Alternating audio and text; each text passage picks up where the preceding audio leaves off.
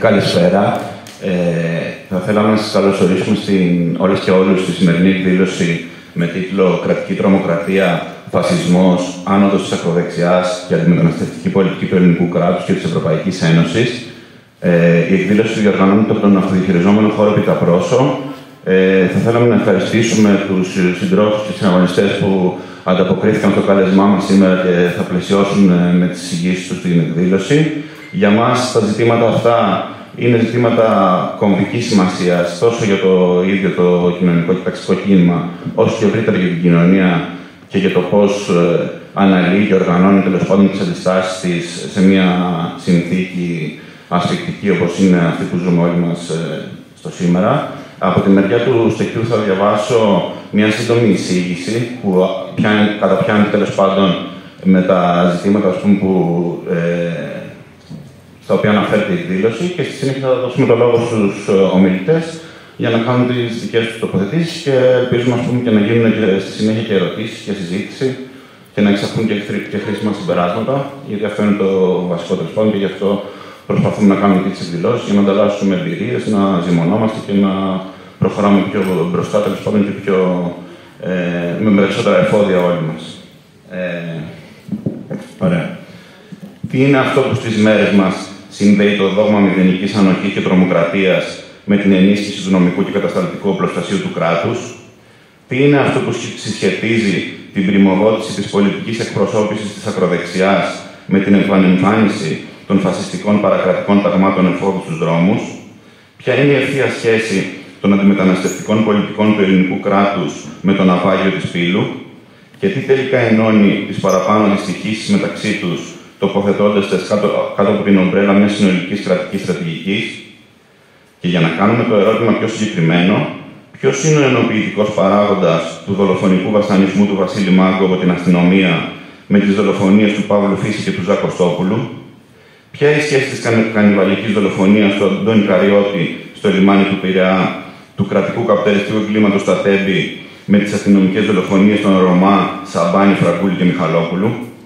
Πόσο απέχουν στην πραγματικότητα οι δολοφονίες του Τόνι Ονούα, του Φαξάκ Λουκμάν, του Πετρίτ Ζήφλε και του Σιράζ Σαφτάρ με τον ναυάγιο της Πύλου?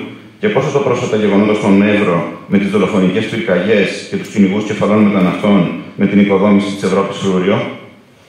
Κατά τη γνώμη μας, αυτό που διατρέχει κάθετα και οριζόντια όλα τα παραπάνω γεγονότα της σημερινής πραγματικότητας είναι η συνθήκη του σύγχρονου κρατικού ολοκληρωτισμού, που επιχειρεί να αλώσει κάθε πτυχή της ανθρώπινης ζωής, ώστε να επιβάλλει de facto αλλαγή παραδείγματος στο κοινωνικό πεδίο, διασφαλίζοντας τους όρους διαιώνισης της εξουσίας του κεφαλαίου και του κράτους, την κερδοφορία και τα προνόμια της αστικής τάξης. Αν για το παγκόσμιο καπιταλιστικό σύστημα το τέλος της ιστορίας ήταν κάτι που διακαώς θα επιθυμούσε για την επισφράγιση της νίκης της αστικής τάξης πάνω στους εχθρούς της, για το ελληνικό κράτος και κεφάλαιο, η λήξη της περίοδου της μεταπολίτευσης, με ό,τι αυτό συνεπάγεται για τους κοινωνικούς ταξικούς αγώνες, όπως αυτοί εκδηλώνονται στον ελλαδικό χώρο, είναι η αναγκαία εκείνη συνθήκη για την εδραίωση ενός νεοφιλελεύθερου και ακροδεξιού μοντέλου διαχείρισης, μακριά και ενάντια στην κοινωνία, τις αντιστάσεις, τις κατακτήσεις και τα συλλογικά της οράματα. Όσο η καπιταλιστική κρίση βαθαίνει και ο ιμπεριαλιστικός πόλεμος εξαπλώνεται, τόσο η επίθεση του κράτους και του κεφαλαίου θα γιγαντώνεται πάνω στην εργατική τάξη και τη συντηρητική κοινωνική πλειοψηφία. Σε αυτή την κατεύθυνση, το χτύπημα των ταξικών αγώνων, η φυσική και η ηθική εξόντωση αγωνιστών και η γενικότερη ένταση της κρατικής καταστολής και τρομοκρατίας σε όλα τα πεδία ανάγονται σε υψίστη σημασία στρατηγική για το κράτος, ώστε να επιβληθεί παντού συγγένεια κροταφείου και να ξεδιπλωθεί απρόσκοπτα το αντικοινωνικό σχέδιο που απεργάζεται. Οι πολιτικές της καταστολής και της περιστολής δικαιωμάτων, η ψήφιση του νέου σοφρονιστικού κώδικα, οι απαγορεύσεις των διαδηλώσεων και των απεργιών, το χτύπημα στο συνδικαλισμό, το τσάκισμα αγωνιστών στις πορείες, όπως ο πρόσφατος βαρύς ξυλοδαρμός της 16χρονης αντιφασίστριας Βασιλικής από άντρες στον ΝΟΚ και στο Νέο Ηράκλειο, η στοχοποίηση και συκοφάντησή τους από τα ΜΜΕ των ληστών Πέτσα, η αστυνομική κατοχή ολόκληρων γειτονιών όπως τα Εξάρχεια και οι επιθέσεις σε χώρους αγώνα, όπως οι εκκοινώσεις καταλήψεων που αποτελούν διαχρονική στρατηγική του κράτους, είναι μόνο μερικά παραδείγματα της κρατικής θωράκισης μέσω της όξυνσης της κρατικής καταστολής και τρομοκρατίας. Άλλωστε, το δόγμα της μηδενικής ανοχής και της προληπτικής αντιεξέγερσης εφαρμόζεται με τέτοιο τρόπο, ώστε συνοδευόμενο από τον αναβαθμισμένο νομικό και κατασταλτικό οπλοστάσιο, το κράτος να αντιμετωπίσει τους ταξικούς αγώνες και τις κοινωνικές εκρήξεις που θα ξεσπάσουν. Χωρίς τα παραπάνω, δεν θα μπορούσαν επουδενή να εφαρμοστούν και να ισχύσουν στην πράξη οι αντιεργατικοί νόμοι που ψηφίζονται. Τα συνταξιοδοτικά και φορολογικά νομοσχέδια, δεν θα μπορούσαν να διαλυθούν η δημόσια υγεία και η παιδεία, δεν θα μπορούσαν οι πόλεις να γίνουν δηλητηριώδεις χαβούζες, τα χωριά να φανιστούν, τα βουνά, οι λίμνες και τα ποτάμια να λαιλατηθούν και οι γειτονιές να γίνουν τουριστικά θέρετρα για Airbnb. Είναι ακριβώς μέσα σε αυτή τη συνθήκη άγριας καπιταλιστικής επίθεσης, όπου οι φασιστικές ομάδες επανεμφανίζονται και οπλίζονται από τις ίδιες οικονομικές και πολιτικές ελίτ, προκειμένου να δράσουν ως εφεδρεία του συστήματος, να στρέψουν την κοινωνική βάση μακριά από τα πραγματικά τους προβλήματα και την ταξική ανάλυση των συνθηκών εκμετάλλευσης και καταπίεσης, να χτυπήσουν τους κοινωνικούς και ταξικούς αγώνες. Ό,τι δεν μπορεί να αντιμετωπίσει το ίδιο το κράτος και ο ένοπλος στρατός του, η αστυνομία, καλούνται να το αντιμετωπίσουν οι παρακρατικές συμμορίες των φασιστών, λειτουργώντας ως συμπλήρωμα της επίσημης καταστολής. 10 χρόνια μετά τη δολοφονία του Παύλου Φίσα και τη δίκη της Χρυσής Αυγής, σε πρώτο βαθμό, γίνεται σαφές πως κανένα δικαστήριο δεν θα καταφέρει να καταπολεμήσει επί της ουσίας τον φασισμό. Αν και αντιλαμβανόμαστε πως η καταδίκη της ηγεσίας της Χρυσής Αυγής εκείνη την περίοδο σχετιζόταν άμεσα με τους κοινωνικοταξικούς σχετισμούς της εποχής, αντιλαμβανόμαστε πως το κράτος τη χρησιμοποίησε για να αναδειχθεί ως ο μοναδικός εγγυητής της ομαλότητας και της κοινωνικής ειρήνης, σε μια περίοδο που δεν γινόταν να συγκαλύπτεται άλλο το πατρονάρισμά του στους φασίστες και που πλατιά κοινωνικά κομμάτια αμφισβητούσαν ευρύτερα την νομιμοποίηση του καθεστώτος. Στην πραγματικότητα, η παραπομπή σε δίκη και η καταδίκη κάποιων ηγετικών μελών της νεοναζιστικής συμμορίας επιβεβαίωσε απλά τον καθοδηγητικό ρόλο του ίδιου του κράτους στα διαχρονικά εγκλήματά της και επεδίωξε να απορροφήσει και να αναχαιτήσει την έκδηλη κοινωνική οργή, διολυσθένοντάς την στο τερέν ενός επίσημου αντιφασισμού εντός εισαγωγικών, με θεσμικό πρόσωπο. Τη στιγμή μάλιστα που τα παιδιά του, οι φασίστες, τα έβρισκαν σκούρα στο πεζοδρόμιο και τσακίζονταν μαχητικά από τις δυνάμεις του κινήματος.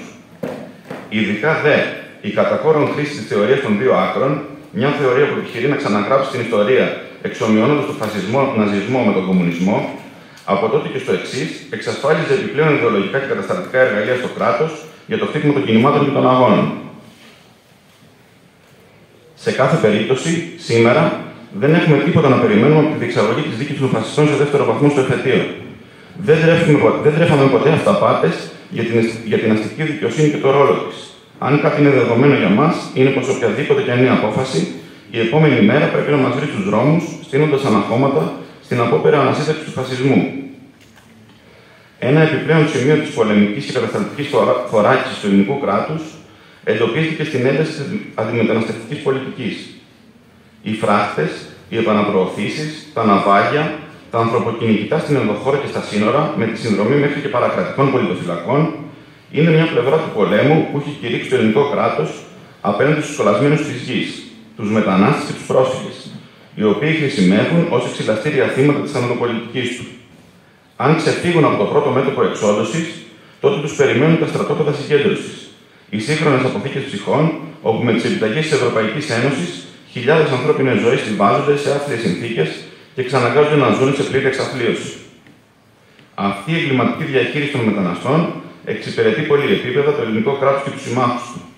Απ' τη μια, επιτελεί το ρόλο του συνοριοφύλακα της Ευρωπαϊκής Ένωσης στα νοτιοανατολικά της σύνορα, διαχειρίζοντας το εξαθλιωμένο ξένο εργατικό δυναμικό ανάλογα με τις εκάστοτε επιταγές του κεφαλαίου. Από την άλλη, οι μετανάστες εργαλειοποιούνται για την οικοδόμηση μέσω της δαιμονοποίησής τους του εθνικού αφηγήματος, για την ανασυγκρότηση του εθνικού κορμού και της ενίσχυσης του ενδοταξικού ανταγωνισμού και του κοινωνικού κανιβαλισμού. Πάνω στην αντιμεταναστευτική φρενίτιδα και τον κίνδυνο εξ Ανατολάς, αθωώνεται η κρατική και καπιταλιστική θανατοπολιτική. Νομιμοποιείται η πολεμική προπαρασκευή του ελληνικού κράτους σε βάρος των κοινωνικών αναγκών και το βάθμα της εμπλοκής του στον εμπεριαλιστικό πόλεμο. Προετοιμάζεται ταυτόχρονα το ανθρώπινο εκείνο δυναμικό που στο όνομα του έθνους θα στελεχώσει τις πολεμικές μηχανές και θα ρηχθεί στο μέτωπο της σύγκρουσης των εμπεριαλιστών.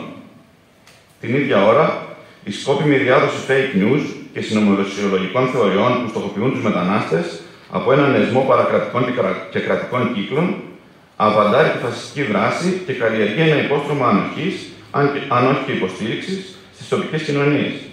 Φυσικά, η πύκνωση των επιθέσεων σε βάρος προσφύγων και μεταναστών το τελευταίο διάστημα δεν είναι άσχετη με την εκλογική άνοδο της ακροδεξιάς, ούτε με την επίσημη φασιστική και αντιμεταναστευτική κυβερνητική ατζέντα. Αντίθετα, αλληλοσυμπληρώνονται και αλληλοεπικαλύπτονται σε ένα ήδη υπάρχον ζωφερό πλαίσιο ολοκληρωτισμού, στο οποίο οι φράχτες, τα pushbacks, τα στρατόπεδα συγκέντρωσης και τα πολεμικά όπλα του ΝΑΤΟ λειτουργούν σε πλήρη αρμονία με τα μαχαίρια των φασιστών και τα πογκρόμ ενάντια στους απόκληρους του καπιταλιστικού κόσμου.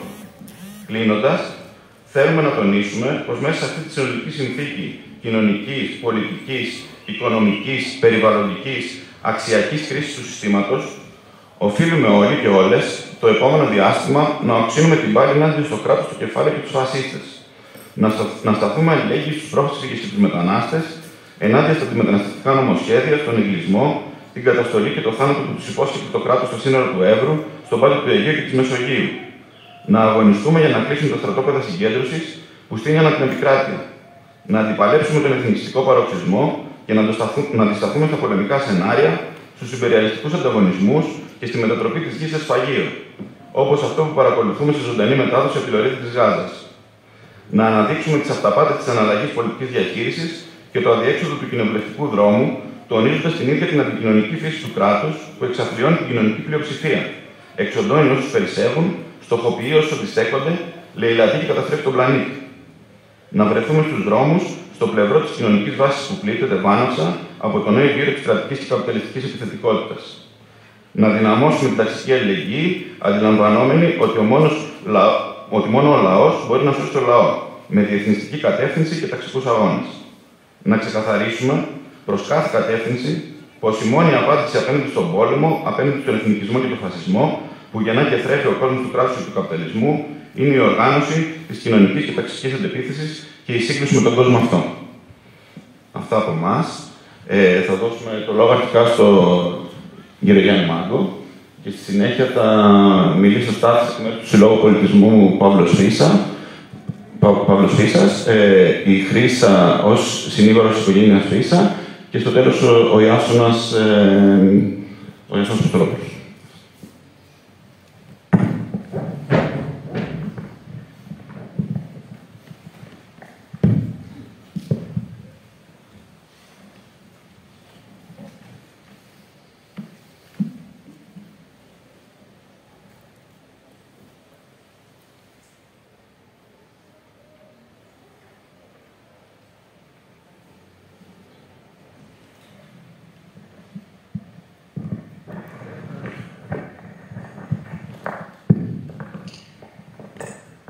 Καταγγέλλω την αστυνομική βία.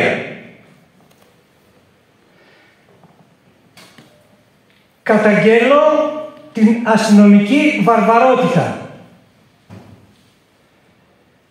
Καταγγέλλω το γεγονός ότι ένας υπουργός, ο Υπουργός Προστασίας του Πολίτη, λέει ότι δεν μπορεί να επιβάλλει στους άντρες των ΜΑΤ και των άλλων δυνάμεων να έχουν φανερά τα διακριτικά τους. Αναρωτιέμαι αν ένας Υπουργός Προστασίας δεν μπορεί να επιβάλλει στα ΜΑΤ, παραδείγματος χάρη, να είναι φανερά τα διακριτικά τους, ποιος κάνει κουμάντο? Το κράτος ή το παρακράτος?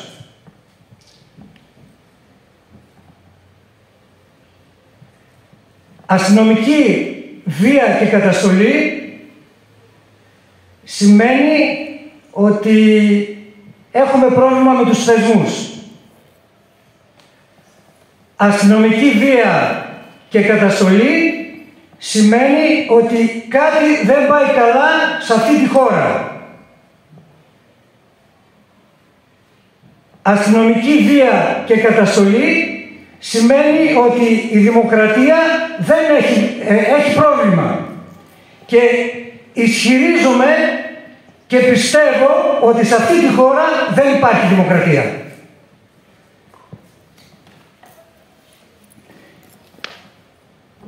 Αστυνομική βία σημαίνει ότι σοβαροφανείς εισαγγελείς συγκαλύπτουν οφθαλμοφανείς υποθέσεις. Αστυνομική βία, πέρα από αυτό καθ' αυτό το περιστατικό της ίδιας της βίας, που μπορεί να φτάσει μέχρι και την αφαίρεση της ζωής ενός ανθρώπου, σημαίνει και η συγκάλυψη των τεκμηρίων, όπως συνέβη στην τελευταία δολοφονία του παιδιού στην Αλίατο, που έσπευσε τάχιστα η αστυνομία της περιοχής να σκεπάσει τα τεκμήρια, ξεπλένοντας με μάνικες τα αίματα των παιδιών.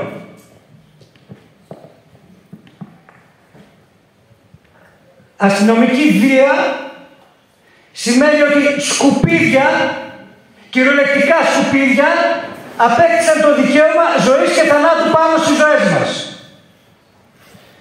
Αναρωτιέμαι, με ποιο δικαίωμα τα σκουπίδια, γιατί περί σκουπιδιών πρόκειται, ούτε καν μπάτσων, ούτε καν μπασκίνων, που τους ονομάζουμε παλιά μπασκίνες και που σήμερα έχουν γίνει δημόσιοι υπάλληλοι, ευυπόλοιποι πολίτες, έχουν το δικαίωμα ζωής και θανάτου πάνω στις ζωές των ανθρώπων, πάνω στις ζωές των νέων παιδιών. Με ποιο δικαίωμα?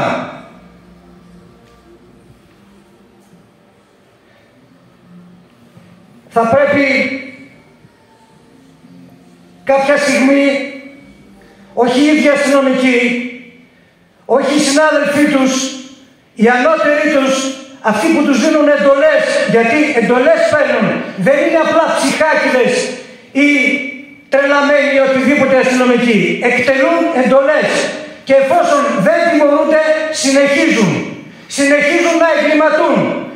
Και κάθε μέρα, παρά τις ευχές των γονέων που χάσαν τα παιδιά τους, να είναι το παιδί τους το τελευταίο αστυνομικό θύμα, δυστυχώς τα εγκλήματα συνεχίζουν μέχρι και σήμερα κυριολεκτικά. Θα πρέπει να συνειδητοποιήσουν οι αστυνομικοί και κυρίως οι ανώτεροι τους, είτε είναι αυτοί ανώτεροι τους στην ιεραρχία, είτε είναι ανώτεροι τους πολιτικοί ανώτεροι στο Υπουργείο, ότι είναι ύβρις να σφετερίζονται και να μεταχειρίζονται τα ανθρώπινα σώματα σαν να είναι μπάλες ποδοσφαίρου, σαν να είναι σάκι του box. Με ποιο δικαίωμα? Ποιος τους δίνει αυτό το νόμιμο δικαίωμα? Γιατί το ανεχόμαστε?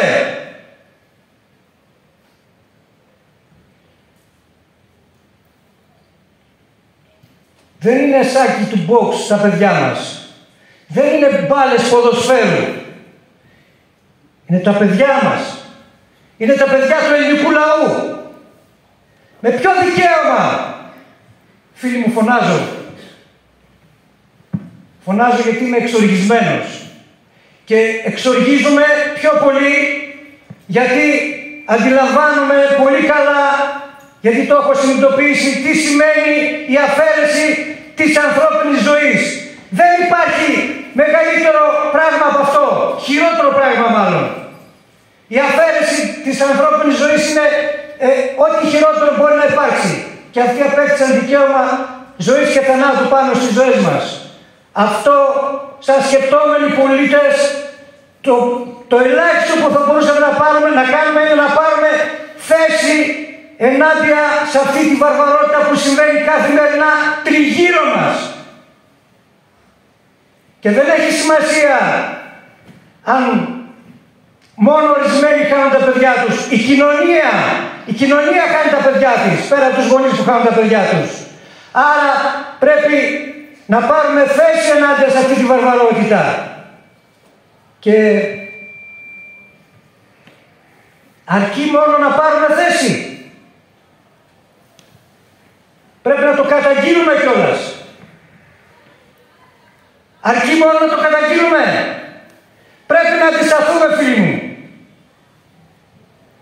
Αρκεί αυτό. Πρέπει να το πολεμήσουμε. Δεν είναι δυνατόν να χάνονται ανθρώπινες ζωές. Δεν είναι δυνατόν να συμβαίνει αυτό στον αιώνα μας. Δεν είναι δυνατόν. Δεν είναι δυνατόν τα σκουπίδια, οι γκρίζες ζώνες, γιατί εγώ δεν μπορώ να τους ονομάσω ανθρώπους, να βγαίνουν σαν αγέλες. Γιατί μόνο σαν αγέλες ξέρουν να λειτουργούν. Δεν μπορούν να λειτουργήσουν διαφορετικά. και να χτυπάνε, να δέρνουν, να εξευτελίζουν ανθρώπους, προσωπικότητες και στο τέλος να σκοτώνουν κιόλας.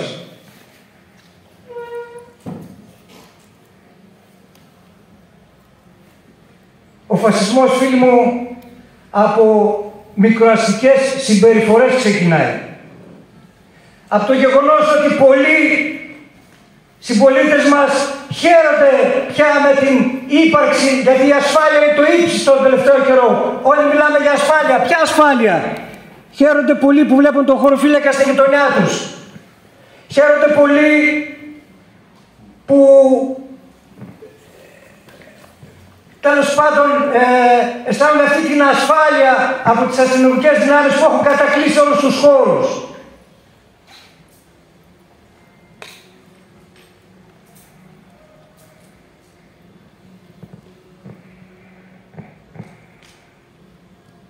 Ο Βασίλειος Μάγκος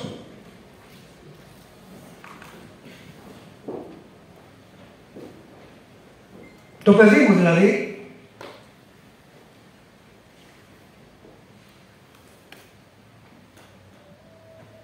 χτυπήθηκε δολοφονικά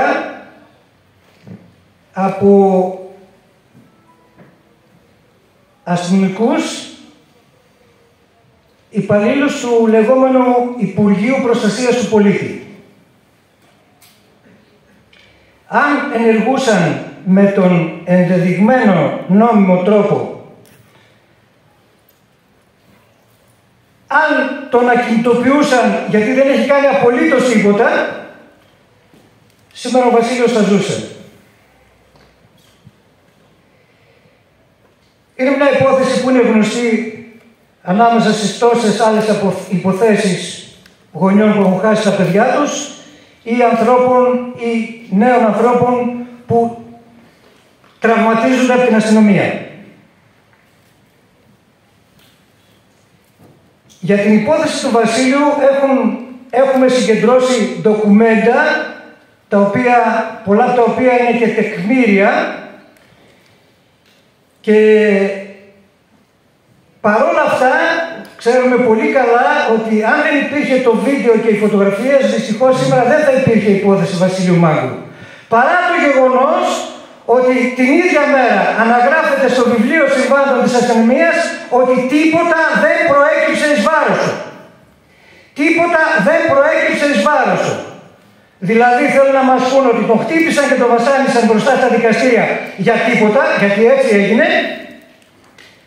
Τον χτύπησαν και τον βασάνισαν μέσα στο αυτοκίνητο μεταφοράς στο ασφαλίτικο προς την ασφάλεια και τον χτύπησαν και τον βασάνισαν και μέσα στην ασφάλεια. Είναι περιστατικά ομοίης αστυνομικής βίας.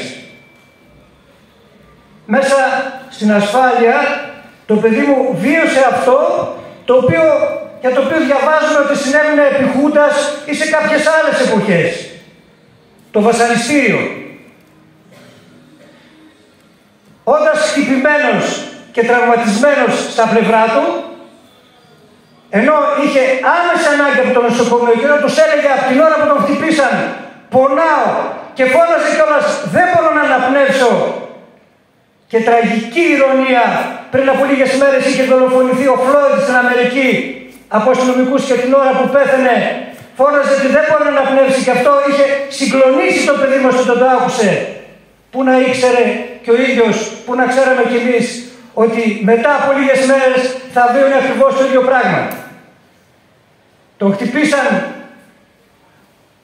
χωρίς λόγο μπροστά και τον βασανίσαν μπροστά στα δικαστήρια και μέσα στην ασφάλεια τον χτυπούσαν σαντιστικά και επίτηδες πάνω στα σπασμένα του πλευρά. Τρεις αστυνομικοί της ΟΠ και τον κρατούσαν τα χέρια πίσω από την πλάτη, τον έχοντας τον καθισμένο σε μια καρέκλα και ένας ξεφτυλισμένος. Πού να τους πω ανθρώπους εγώ αυτούς. Για μένα είναι γκρίζες ζώνες. Τον χτύπαγε σαντιστικά πάνω στα σπασμένα του πλευρά. Εξουθενωμένα το παιδί μας τους έλεγε ότι πρέπει να πάω στο νοσοκομείο, να με πάτε στο νοσοκομείο. Και τον κλέβαζαν. Τον περιγελούσαν με αυτά τα γνωστά σεξιστικά τους αστεία τα οποία λένε σε όλους. Θα σε γαμίσουμε ρε μαλάκα, τι ανάγκη έχεις δύσκολο αδερφή, μωρή κραγμένη, πόσα πλευρά έχεις σπασμένα, 6, 7, 9, δεν έχεις ανάγκη εσύ. Τέτοια λένε και χειρότερα. Και το παιδί μας πια εξωθενωμένο, όταν πια οι λειτουργίες του είχαν αρχίσει να πίπτουν, ζήτησε αυτό το οποίο ζητούν όλοι οι βασανισμένοι εξ επαρχής του κόσμου. Νερό. Του ζητούσε απεγνωσμένα νερό για να ακουφίσει το σωματικό και κυρίως το ψυχικό βαρτήριο που βίωνε. Και αυτοί τον χλέβαζαν. Δεν του φέρανε ένα ποτηράκι νερό. Και μετά την επιμονή του, τον παρέπεμψαν να πιει νερό σε έναν χαλασμένο ψύχτη, ο οποίος έφτασε σταγόνες από κάτω προς τα πάνω. Και το παιδί μου μας περιέγραψε ότι σύρθηκα να φτάσω στον ψύχτη, κατέβαλα τεράστια προσπάθεια και με τη γλώσσα μου προσπαθούσα, επειδή ήταν χαλασμένος ο ψύχτης, να βάλω μια σταγόνα νερό στο στόμα μου, να ανακουφίσω το μαρτύριο που βίωνα. Και αυτοί γελούσαν και τον χλέβαζαν. Δεν είναι θάνατος αυτό. Δεν είναι δολοφονία αυτό. Δεν μπόρεσε να το ξεπεράσει το παιδί μας αυτό το πράγμα. Όταν ήταν στο νοσοκομείο, έδωσε μια συνέντευξη στην εφημερίδα FC και μόλις τη διάβασε το παιδί μας, εγώ είχα πει ότι το παιδί μας παρακάλεσε για λίγο νερό. Τη διαβάζει ο Βασίλειος και μου λέει, πατέρα, έλα εδώ. Δεν παρακάλεσα. Ζήτησα. Και είχε δίκιο. Και αντί αυτού, τον πετάξαν έξω. Τον πετάξαν σαν σκουπίδι έξω για να αποφύγουν τη μεταφορά του στο νοσοκομείο και σε κατ' επέκταση να αποφύγουν τη διασύνδεσή τους με τα τραύματα, όπως λέει ο συνήγορος του πολίτη στο πόρισμά του, το οποίο είναι καταπέλτης εις βάρος των αστυνομικών. Ο συνήγορος του πολίτη τους λέει ότι το πόρισμά σας είναι για πέταγμα. Γιατί, αγαπητοί φίλοι μου, όταν ακούμε ΕΔΕ, να ξέρουμε ότι όλα τα πορίσματα της ΕΔΕ είναι για πέταγμα. Είναι παροδία τα πορίσματα της ΕΔΕ. Ο μόνος σκοπός των πορισμάτων της ΕΔΕ είναι να συγκαλύψουν τις υποθέσεις, να ρίξουν στα μαλακά τους μπάτσους, να μην τους τιμωρήσουν. Και η ατιμωρησία είναι διπλός φόνος των θυμάτων. Η ατιμωρησία οδηγεί σε νέα εγκλήματα.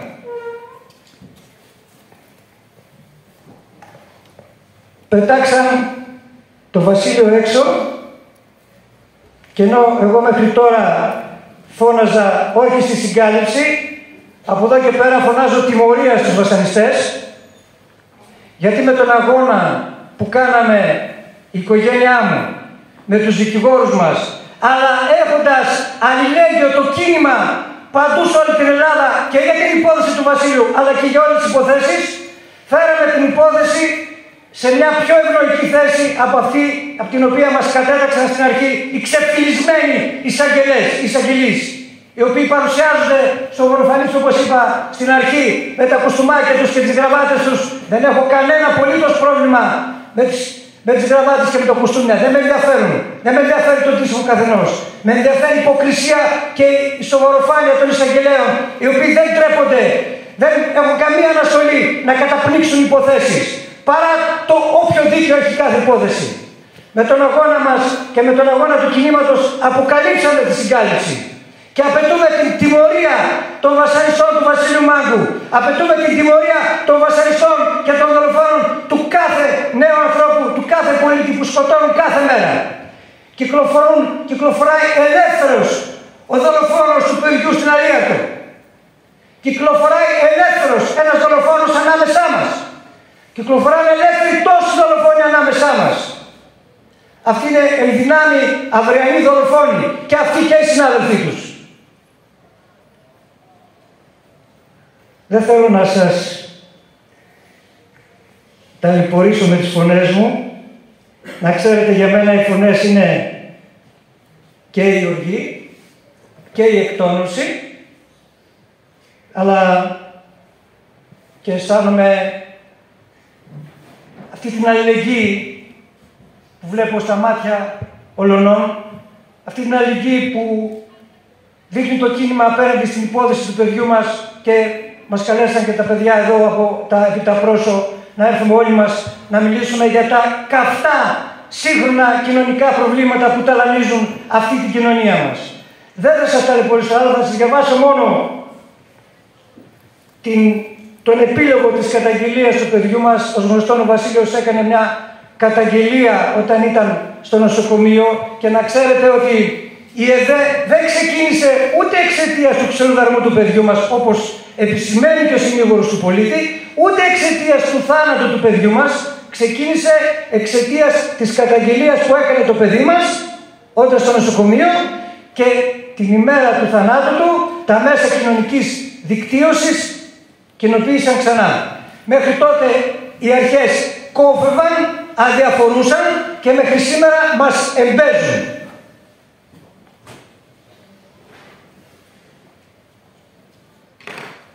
Τελειώνει ο Βασίλειος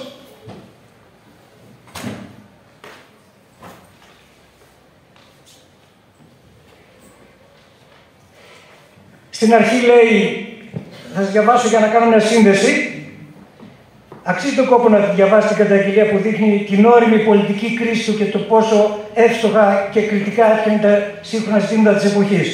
Το Σάββατο, λέει, 13 Έκτου του 20, πραγματοποιήθηκε ένα μεγάλο συλλαλητήριο ενάντια στην καύση σκουπιδιών από τη Λαφάρτς, ενάντια δηλαδή στον καρκίνο και τον θάνατο που πλανάται πάνω από την πόλη μας και το εισπνέουμε όλοι καθημερινά, αφού συνεχώς βρωμάει το καμένο πλαστικό στην ατμόσφαιρα της πόλης μας.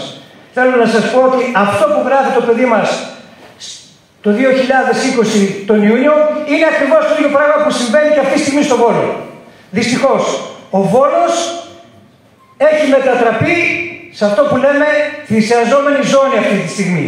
Είναι μια περιοχή την οποία την έχουν στοχεύσει για να κάνουν, να παίξουν τα παιχνίδια τους οι μεγάλες εταιρείες όπως η Lafarge, όπως το συγκροποιημένο αέριο, το LNG που σκοπεύουν να κάνουν εκεί πέρα και όπως ένα σωρό άλλα πράγματα. Και τελειώνει ο Βασίλειος στην καταγγελία του ως εξής. Η επίθεση εναντίον μου ήταν στοχευμένη. Ξέρω πως δεν τους νοιάζει να βαράνε μπροστά στα μάτια του κόσμου και να κάνουν επίδειξη εξουσίας. Ξέρω πως δεν πρόκειται να αλλάξει κάτι σε σχέση με το ρόλο της αστυνομίας, όσα και να αποκαλυφθούν για αυτούς, αφού είναι οι εντολοδόχοι εκτελεστές του κρατικού μηχανισμού. Αλλά αν θεωρούν πως μας φοβίζουν, εκεί κάνουν ένα μεγάλο λάθος. Δεν μας φοβίζουν, μας εξοργίζουν.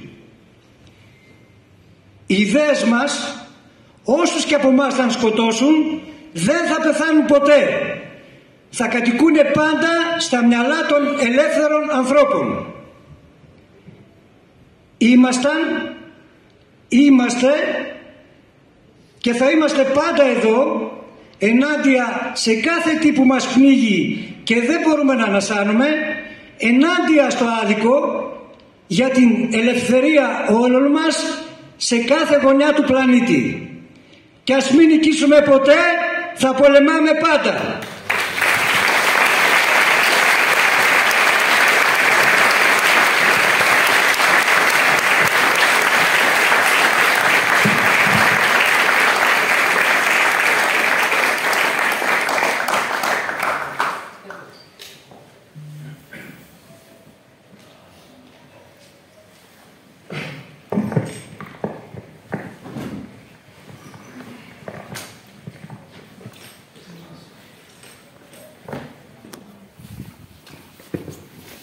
Καλησπέρα και από μένα. Να ξεκινήσω μεταφέροντας το χαιρετισμό της Μάγδας Φίσα στη σημερινή εκδήλωση σε όλους τους παρευρισκόμενους και τις παρευρισκόμενες. Μου ζήτησα να μεταφέρω ένα θερμό χαιρετισμό, ένα ευχαριστώ για την πρόσκληση και ένα ευχαριστώ σε όλους όσους ήρθαν να συμμετέχουν. Δεν μπόρεσε να είναι η ίδια και προσωπώ το Σύλλογο στη σημερινή εκδήλωση. Ευχαριστούμε πολύ τη συλλογικότητα των αυτοδιαχειριζόμενων χώρων Επιταπρόσου για την πρόσκληση. Εδώ πέρα στην Πάτρα. Είναι μια πόλη που έχει και μεγάλη παράδοση αγώνα εδώ και πάρα πολλά χρόνια, πάνω από 100 χρόνια. Και θέλω να κάνω και μια τιμητική αναφορά στον Νίκο Τιμπονέρα που δολοφονήθηκε εδώ από παρακρατικά φασιστοειδή. Είναι απόφαση του Συλλόγου να συμμετέχουμε σε κάθε τέτοια εκδήλωση που μας καλούν σε όλη την Ελλάδα και ειδικά στην επαρχία. Είναι και η θέληση της Μάγδας Σίλιας και της οικογένειας του Παύλου, είναι και απόφαση ομόφωνη όλου του Συλλόγου. Συνήθως, ας πούμε, λέμε για το Σύλλογο, αλλά σήμερα τα ζητήματα που μπαίνουν και από τους διοργανωτές και είναι εδώ πέρα όλοι οι ομιλητές, ας πούμε, να τα συζητήσουμε, είναι και έτσι συνολικότερα. Το βάζουμε από πολλές πλευρές. Οπότε εμείς σαν σύλλογος, είμαστε ένας σύλλογος πολιτισμού, δεν είμαστε μια πολιτική οργάνωση, ας πούμε, ή κάτι τέτοιο. Μπορούμε να συνεισφέρουμε από τη δικιά μας πλευρά μερικά πράγματα. Εμείς δημιουργήσαμε το Σύλλογο για να διατηρήσουμε τη μνήμη του Παύλου ζωντανή και τη ζωή του και το έργο του και το θάνατό του, τον τρόπο που δολοφονήθηκε και τον τρόπο που στάθηκε εκείνο το βράδυ. Και θεωρούμε, ας πούμε, ότι και σε σχέση με τα σημερινά ζητήματα, έτσι τα συνολικότερα όπως τίθονται, θεωρούμε ότι η στάση του Παύλου εκείνο το βράδυ, όταν έδωσε τη ζωή του για όλους μας, θεωρούμε ότι συμπυκνώνεται κάπως και όλα τα προβλήματα που συζητάμε σήμερα.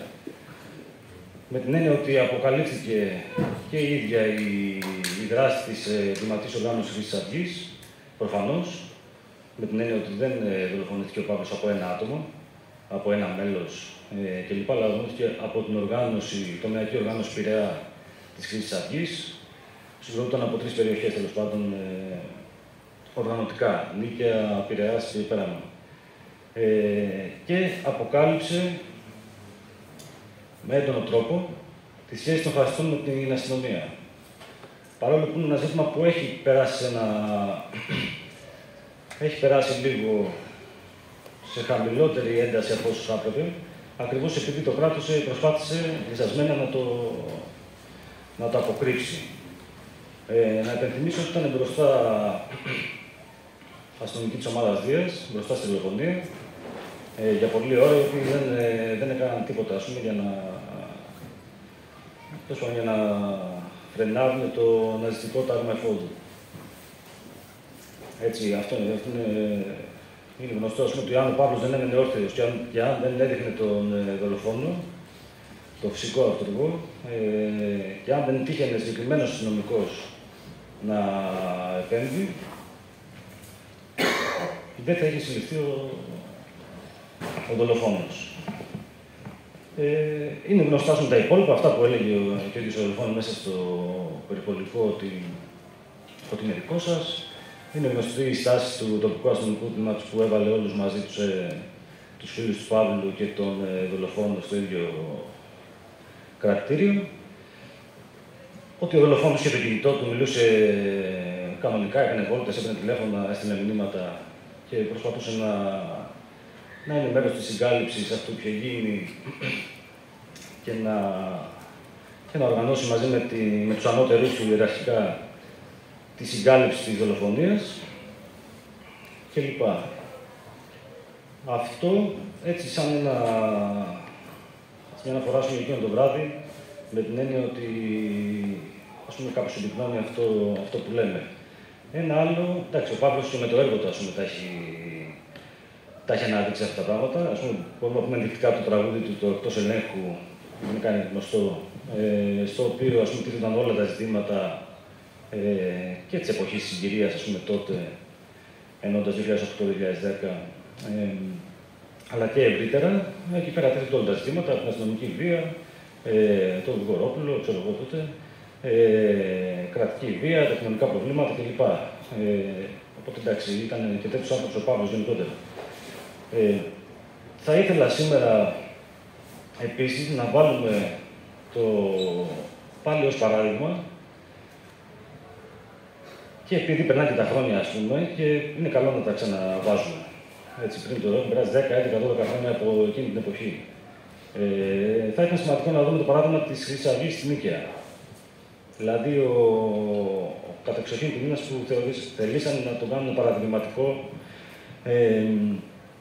για αυτούς. Νομίζω ότι έχει σημασία η σημερινή εκδήλωση.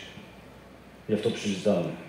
Ο πυρήνας της Νίκαιας συγκροτήθηκε και επιλέχθηκε από αυτούς να είναι ο πιο δυνατός, γράφοντας μεν και από άλλες περιοχές σε εκείνον, γιατί συνέτρεχαν μια σειρά από λόγοι, βασικά από κριτήρια, τα οποία βοηθούσαν στο να γίνει αυτό το πράγμα. Το ένα είναι ο συμβολισμός της περιοχής, έτσι, είναι η Κοκκινιά, είναι η κόκκινη περιοχή, ιστορικά, έχει δώσει αγώνες, έχει δώσει θυσίες κλπ. Από την αντίσταση και όχι μόνο. Ένα είναι αυτό που είναι σημαντικό για τους ναζιστές. Να σπάνε δηλαδή αυτά που λένε αυτοί κόκκινα κάστρα, ακόμα και συμβολικά. Το άλλο είναι ότι υπάρχει μεταναστευτικός πληθυσμός που κατοικεί, δηλαδή υπάρχουν μετανάστες που κατοικούν εκεί πέρα. Το τρίτο βασικότατο είναι ότι έχουν το ΑΛΦΑΤΑΦ μαζί τους. Ο διοικητής ασφαλείας είναι μαζί τους ανοιχτά. Δηλαδή το ξέρουν όλες οι γειτονιές, το ξέρουν όλοι. Το ξέρουν οι πάντες. Είναι μαζί τους, είναι μπροστά όταν αυτοί πορεύονται, όταν κάνουν μηχανοκίνητες πορείες. Αναφέρεται στη δικογραφία πολλές φορές το όνομά του. Χωρίς να πειραχτεί προφανώς. Άρα έχουμε τρίτο την αστυνομία. Ανοιχτή συγκάλυψη, δηλαδή κάλυψη και προώθηση, κτηνοδότηση των φασιστών. Το τέταρτο είναι η νύχτα, το μαύρο κεφάλαιο, το μαύρο χρήμα, το παράνομο τέλος πάντων χρήμα. Αυτά συγκροτούν ένα σκηνικό το οποίο έρχεται να γίνει ακόμα χειρότερο με την απουσία οργανωμένης αντιφασιστικής δράσης στην περιοχή. Αυτά, έτσι μαζεμένα, συνοπτικά, είναι πράγματα τα οποία συγκροτούν ένα τεράστιο πρόβλημα κοινωνικό, έτσι, όχι μόνο για τους οργανωμένους πολιτικά, αντιφασίστες ή οτιδήποτε. Ένα κοινωνικό πρόβλημα όπου έχουμε ναζιστικά πράγματα εφόδου να κάνουν κομμάτι στην περιοχή. Αυτά δεν είναι άσχετα με τα υπόλοιπα ζητήματα που συζητάμε, δηλαδή την αστυνομική βία, με την κρατική τρομοκρατία, ακόμα με τη διαχείριση των μεταναστών. Άσχετα αν έχει να κάνει με την Πύλο, αν έχει να κάνει με τα χωράφια της Μανολάδας, αν έχει να κάνει με τον Εύρο, ή αν έχει να κάνει με το κέντρο της Αθήνας, περιοχές που οι μετανάστες διαχειρίζονται βία και δολοφονικά σε μεγάλο βαθμό.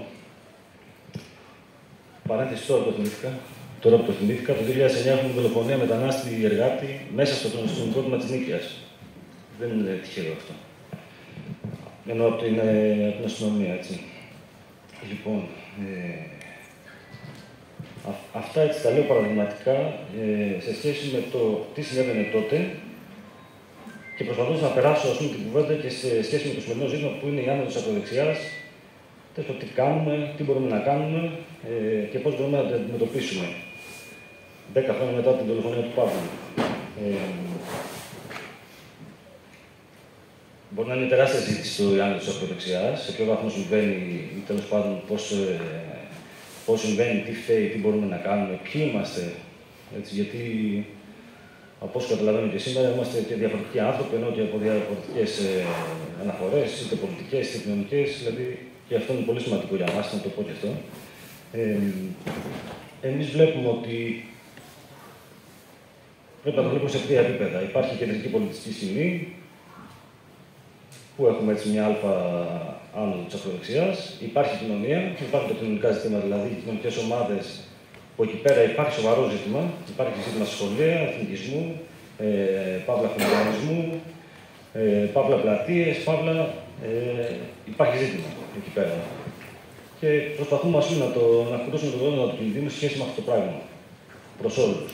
Δηλαδή πρέπει να γίνει πάρα πολλή δουλειά στην νεολαία, να μην αφήσουμε τις εγκληματικές ιδέες να επικρατήσουν. Το τρίτο είναι οι οργανωμένοι πυρήνες, οι φασιστικοί. Και εκεί προσπαθούμε έτσι να πούμε σε κάθε τόνο σε όλους ότι ασχέτως το τι συμβαίνει γενικά κοινωνικά ή ασχέτως τι συμβαίνει στην κεντρική πολιτική σκηνή, πρέπει οι αντιφασίστες να διαλύσουν τους πυρήνες που προσπαθούν να φτιάξουν οι ναζιστές ξανά, τους οργανωμένους πυρήνες. Δηλαδή αυτό είναι προϋπόθεση. Γενικά θεωρούμε ότι ο αντιφασισμός είναι προϋπόθεση για όλα. Είτε μιλάμε για ένα δημοκράτη πολίτη που απλώς θέλει να ζήσει ήρεμα και να μην δολοφονούν τα παιδιά του ή τρομοκρατούνται στην πλατεία και στον δρόμο από ναζιστές. Είτε μιλάμε για μια οργάνωση που θέλει να προχωρήσει στην επανάσταση ή δεν ξέρω οτιδήποτε. Είναι προϋπόθεση να περάσει πάνω από τους φασίστες. Από όποια άποψη να δει κανείς, ο αντιφασισμός είναι προϋπόθεση και κάνουμε έκκληση από εδώ πέρα, από σήμερα που είμαστε πολλοί κόσμος και από διαφορετικές αναφορές και αφετηρίες. Εμάς μας χαροποιεί πάρα πολύ, το ξαναλέω. Κάνουμε έκκληση για ενότητα, κάνουμε έκκληση να ξεπερνούνται υπαρκτές διαφορές, προβληματικές. Εντάξει, στην ίδια κοινωνία ζούμε, έτσι, γνωρίζουμε ας πούμε, τα προβλήματα. Πραγματικά κάνουμε έκκληση να μην φτάσουμε να έχουμε κι άλλους νεκρούς από μαχαίρι φασιστών. Και κλείνω λέγοντας ότι σαν σύλλογος και η ίδια ομάδα έχουμε καταλάβει ότι δεν υπάρχει σχέτος αντιφασισμός, έτσι, δεν υπάρχει ένα στεγνό πράγμα το οποίο δεν κοιτάει τίποτα άλλο παρά μόνο μια υπόθεση συγκεκριμένη έτσι στενά. Νομίζουμε ότι πρέπει να γίνει συνείδηση σε όλους ότι ή θα κρατήσει ένας κόσμος αλληλεγγύης και ελευθερίας, είτε θα κρατήσει ο βρούκος του φασισμού. Έτσι, αυτό έτσι σαν συμπέρασμα, αν μπορούμε να πούμε σαν μότο. Μια σημείωση μόνο σε σχέση με το δικαστήριο που θα τα πει η Χρήστα αναλυτικά. Θεωρούμε και νομίζουμε ότι είναι κάπως, το αυτονόητο δεν είναι τίποτα, θεωρούμε ότι όσο σημαντική ήταν η πρώτη δίκη για τους κοινωνικούς, για την κοινωνία όλη και για την πορεία των φασιστών, γιατί παίζει ένα ρόλο, άλλο τόσο σημαντικό και κρίσιμο είναι και το εφετείο. Δεν έχει αλλάξει κάτι δηλαδή. Αν ήταν το πρώτο δικαστήριο σημαντικό, είναι και το εφετείο. Αν δεν ήταν το πρώτο, τότε δεν είναι και το εφετείο. Θα θέλαμε έτσι να το βάλουμε έτσι αυτό με λίγο προσοχή. Θα παίξει ρόλο, ας πούμε, και στην ανασυγκρότηση των φασιστών. Η Μάγδα είναι η πρώτη που βγήκε ακόμα και στις 7 Οκτώβρη του 2020, μέσα στην έντασή της. Και ως αυτή που είναι, έτσι δεν μιλάει δεν κάνει προπαγάνδα. Έτσι, με τον αυθεντισμό της, το πρώτο πράγμα που δήλωσε ήταν ότι δεν δηλώσει ο φασισμός μέσα στα δικαστήρια. Οκ, εννοείται. Δεν διαφωνεί κανείς. Αλλά αυτό δεν σημαίνει ότι δεν είναι σημαντικό και ότι δεν παίζει πολύ μεγάλο ρόλο στο πώς θα εξελιχθεί τα πράγματα με τον φασισμό στην Ελλάδα. Δεν θα κάνουμε πίσω, προφανώς, δηλαδή ό,τι και να γίνει, εδώ θα είμαστε και πρέπει να το πολεμήσουμε, αλλά παίζει πολύ σημαντικό ρόλο. Αυτά έχω να πω. Να πούμε ξανά από εδώ την αλληλεγγύη μας και στον Γιάννη τον Μάγκο. Έτσι, είμαστε μαζί του και θα είμαστε μαζί του ό,τι αν χρειάζεται. Το λέμε και δημόσια έτσι και από εδώ. Και έτσι να κλείσουμε λέγοντας να μην πάει χαμένο το αίμα ούτε του Παύλου ούτε κανενός από τα θύματα. Να αγωνιστούμε όλοι μαζί για τη δικαίωσή τους και συγκεκριμένα τη δικαίωσή τους και τη γενικότερη δικαίωσή τους, ό,τι και σημαίνει αυτό. Ευχαριστώ.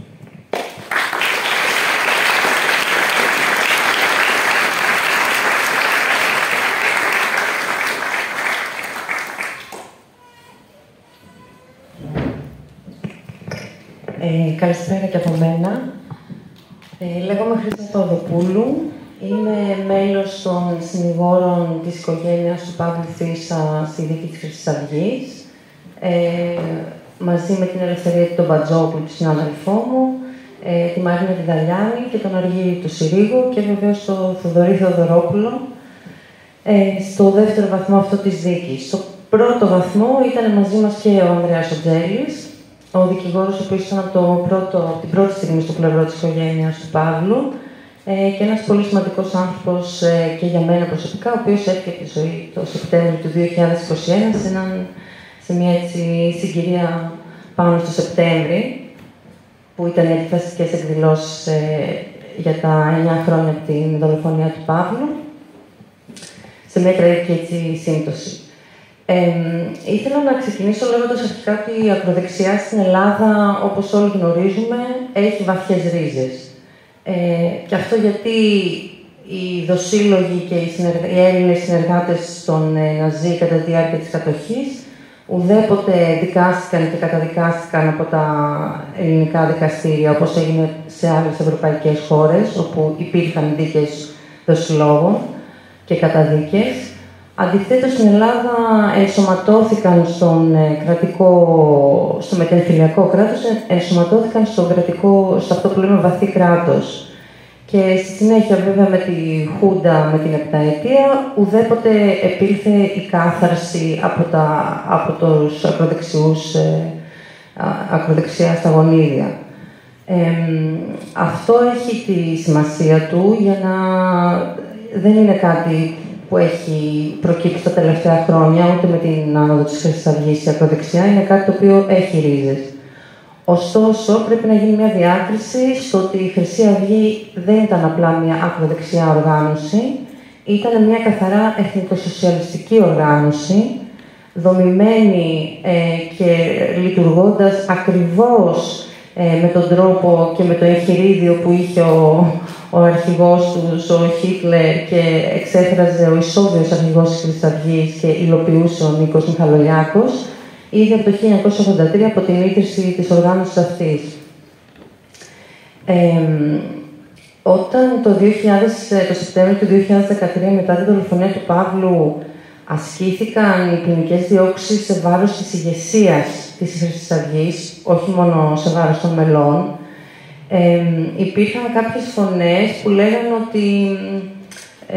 ότι δεν πρέπει να στηρίξουμε μια τέτοια δίωξη, ότι μπορεί να τους κάνουμε ήρωες στα μάτια της κοινωνίας, και υπήρχε ένας τέτοιος φόβος ότι ενδεχομένως το δικαστήριο να τους ειδοποιήσει και να τους δώσει ακόμα μεγαλύτερη δύναμη.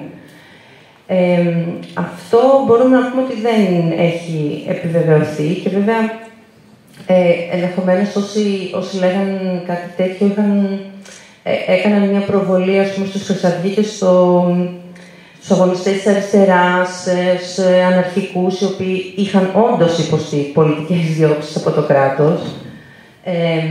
Ενώ δεν ήταν τέτοια η περίπτωση των χρυσαυγητών, και βέβαια τους απέδιδαν και ένα ήθος και ένα ήθος αγωνιστικό, το οποίο οι χρυσαυγίτες δεν είχαν. Δηλαδή, κανείς δεν ήρθε στο δικαστήριο να υπερασπίσει, υποτίθεται, αν ήταν πολιτική δίωξη, τις πολιτικές του ιδέες. Αντιθέτως, κρύφτηκαν πίσω από το δάχτυλό τους και προσπάθησαν ο καθένας να σώσει τον εαυτό του και να εμφανίσει ότι εγώ δεν ήμουν εκεί, εγώ δεν ξέρω γιατί ήταν αυτό, και δηλαδή ήταν πλήρης... δεν υπήρχε καμία συσχέτιση με αυτό που φοβόμασταν για την ηρωοποίηση. Ήταν σημαντική η θεσμική καταδίκη της Χρυσής Αυγής, επειδή ακριβώς είχε επέλθει η θεσμική νομιμοποίηση. Και τι εννοώ με αυτό? Είπαμε, η Χρυσή Αυγή ήταν από το 1983, είχε ιδρυθεί. Από το 1992 ξεκίνησε να κάνει επιθέσεις στον δρόμο, σε βάρος αριστερών, σε βάρος αναρχικών, σε βάρος μεταναστών. Και από το 2012 και μετά, όταν μπήκε στη Βουλή, μέχρι τότε μπορούσαμε να πούμε ότι ήταν μια περιθωριακή ομάδα. Όταν όμως το 2012 μπαίνει στη Βουλή, αποκτά πάρα πολύ σημαντικά προνόμια. Αποκτά χρηματοδότηση, το οποίο είναι πάρα πολύ σημαντικό, γιατί κατάφερε να ανοίξει γραφεία σε κάθε πόλη της Ελλάδας και κατάφερε, εκμεταλλευόμενη την οικονομική κατάρρευση, την κατάρρευση του πολιτικού συστήματος, εκμεταλλευόμενη τα μνημόνια τα οποία είχαν φέρει σε πολύ δύσκολη οικονομική κατάσταση όλο τον ελληνικό λαό, κατάφερε με δράσεις οι οποίες στην ουσία προπαγάνδιζαν το φυλετικό διαχωρισμό, δηλαδή με δράσεις τρόφιμα για τους Έλληνες, αιμοδοσία μόνο για τους Έλληνες. Κατάφερε μέσα σε αυτή τη συνθήκη να μαζέψει κόσμο μέσα στα γραφεία της και να μαζέψει ψηφοφόρους και από αυτά τα άτομα να διαλέξει αυτούς οι οποίοι θα συγκροτήσουν τα τάγματα εφόδου. Δηλαδή είχε μπει πολλοί κόσμος στα γραφεία της Χρυσής Αυγής, κάποιοι ήταν απλά για χειροκροτητές, για να πηγαίνουν να ψηφίζουν και να κάνουν τις δράσεις, και κάποιοι από αυτούς εκπαιδεύτηκαν οργανωμένα και κατόπιν εντολής και κατόπιν ιεραρχικών εντολών, εκπαιδεύτηκαν στα όπλα και κατηχήθηκαν στον εθνικοσοσιαλισμό και βγήκαν στον δρόμο οργανωμένα και έκαναν δολοφονικές επιθέσεις. Αρκεί λίγο να σκεφτούμε ποια ήταν η εικόνα το Σεπτέμβριο του 2013. Βλέπω και αρκετά νέα πρόσωπα και φαντάζομαι θα ήταν πολύ στην εφηβεία, πριν από 10 χρόνια. Το Σεπτέμβριο του 2013, δημοσκοπικά η Χρυσή Αυγή ήταν γύρω στο 15%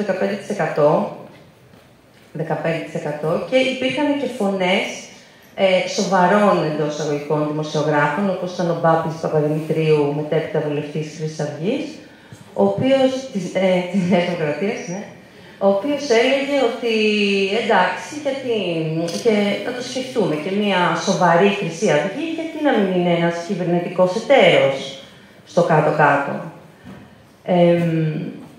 Η στάση που επέδειξε ο Παύλος Φίσας εκείνο το βράδυ, και αναφέρθηκε και ο Στάθης σε αυτό, το ότι στάθηκε δηλαδή όρθιος μετά το μαχαίρωμα και υπέδειξε το δολοφόνο του και συνελήφθη από τον έναν από τους 8 αστυνομικούς, ο οποίος δέησε να πάει προς τη σκηνή της επίθεσης και δεν κάθισε όπως οι υπόλοιποι 100 μέτρα πιο πίσω. Η στάση αυτή είναι μια τομή στην σύγχρονη πολιτική ιστορία της Ελλάδας, γιατί συνεπεί αυτής της στάσης και δεδομένης της οργανωμένης του τρόπου με τον οποίο τελέστηκε αυτή η δολοφονία, η οποία ήταν σε δημόσια θέα, ήταν στον κεντρικότερο δρόμο του Κερατσινίου, στη λεωφόρο Παναγή Τσαλδάρη, τότε λεωφόρο Παύλου Φίσα. Την είδαν πάρα πολλοί άνθρωποι αυτή τη δολοφονία, ελάχιστοι πήγαν και κατέστησαν βέβαια για αυτή. Αυτό το γεγονός συγκλώνησε την ελληνική κοινωνία και έβγαλε τον κόσμο στους δρόμους. Είδαμε τις επόμενες μέρες στο Κερατσίνι πολύ σημαντικές διαδηλώσεις. Είδαμε την έκρηξη του κόσμου. Ήταν το αντιφασιστικό κίνημα εκεί και ήταν όλοι οι οποίοι είπαν ότι μέχρι εδώ δεν πάει άλλο. Και είναι σαφές ότι αυτή ακριβώς η αντίδραση του κόσμου ήταν αυτή η οποία ανάγκασε το κράτος να λάβει μέτρα για πρώτη φορά μετά από τόσα χρόνια δράσης της Χρυσής Αυγής. Ήταν η πρώτη φορά, ακριβώς επειδή φοβήθηκαν ότι μπορεί να υπάρχει μια επανάληψη του Δεκέμβρη του 2008, μετά τη δολοφονία του Αλέξανδρου Γρηγορόπουλου, το κράτος αναγκάστηκε, σύρθηκε από το αντιφασιστικό κίνημα και αναγκάστηκε να κάνει αυτό που έπρεπε να κάνει πολλά χρόνια πριν, ήδη από το 1996, με την απόπειρα ανθρωποκτονίας που είχαμε σε βάρος του Κουσουρί. Και τι έκανε? Όλες οι υποθέσεις των μελών της Χρυσής Αυγής, οι οποίες εκκρεμούσαν σε διάφορα στάδια, σε διάφορες πόλεις, σε διάφορα δικαστήρια, τις συνένωσε και έβαλε και μια κατηγορία, μια διερεύνηση, ας πούμε, το αν η Χρυσή Αυγή, αν όλες αυτές οι πράξεις τελούνται μεμονωμένα ή αν υπάρχει κάποια διεύθυνση, κάποια οργάνωση για όλες αυτές τις ενέργειες. Όσο κρατούσε η δίκη, όλοι οι συνήγοροι της τότε πολιτική αγωγή, τότε σήμερα υποστήριξη της κατηγορίας λέγεται, όλοι λέγαμε ότι δεν υπάρχει περίπτωση να τελειώσουμε με τον φασισμό, με τον ναζισμό, με την μυσαλλοδοξία, με μια δικαστική απόφαση. Αυτό ήταν σαφές και το ξέραμε και το λέγαμε. Ωστόσο, αυτό που επίσης λέγαμε ήταν ότι δεν είναι δυνατόν να έχουμε ένα ακόμα τρόπο να πολεμήσουμε τη Χρυσή Αυγή και να μην το χρησιμοποιήσουμε. Και γι' αυτό ήμασταν εκεί πέρα 5,5 χρόνια σε αυτή τη δικαστική διαδικασία, με ένα συγκλονιστικό όγκο αποδεικτικών στοιχείων, δηλαδή όποιος δεν στέκει σε καμία λογική το ότι οι χρυσαυγίτες καταδικάστηκαν για τις ιδέες τους ή ότι ήταν πολιτική δίωξη, καμία σχέση. Οι χρυσαυγίτες καταδικάστηκαν για τα εγκλήματα που διέπραξαν.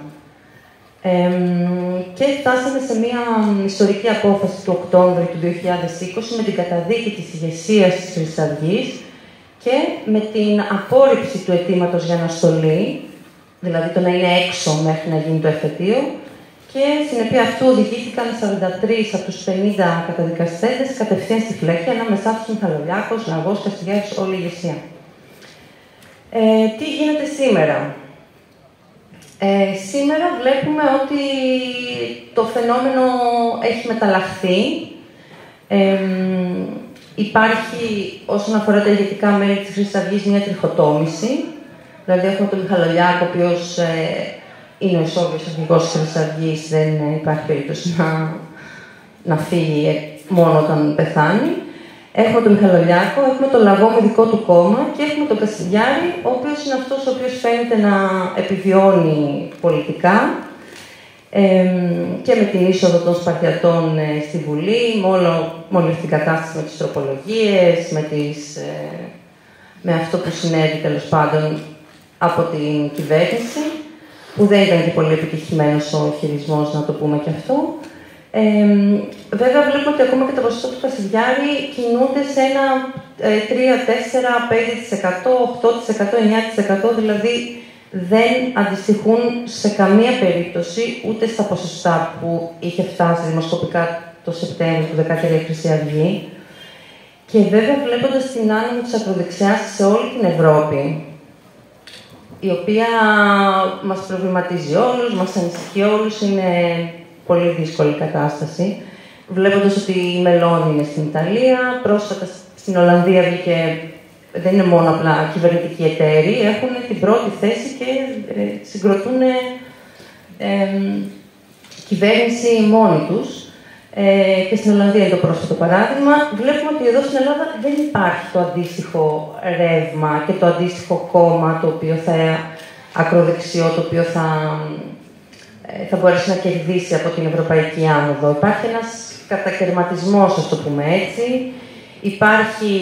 Υπάρχουν ακροδεξιά κόμματα με συντηρητικό προσανατολισμό, πιο θεοκρατικό, η νίκη, η ελληνική λύση, αλλά πάλι και αυτοί δεν υπάρχουν πολλές πιθανότητες να συνεργαστούν μεταξύ τους και η αλήθεια είναι ότι αυτό που είχε πει ο Μπάμπης Παπαδημητρίου, σήμερα κανένας βουλευτής θεωρώ ότι δεν θα μπορούσε να πει εύκολα κάτι τέτοιο για τον Κασιδιάρη. Δεν είναι τόσο εύκολο πλέον να το πει.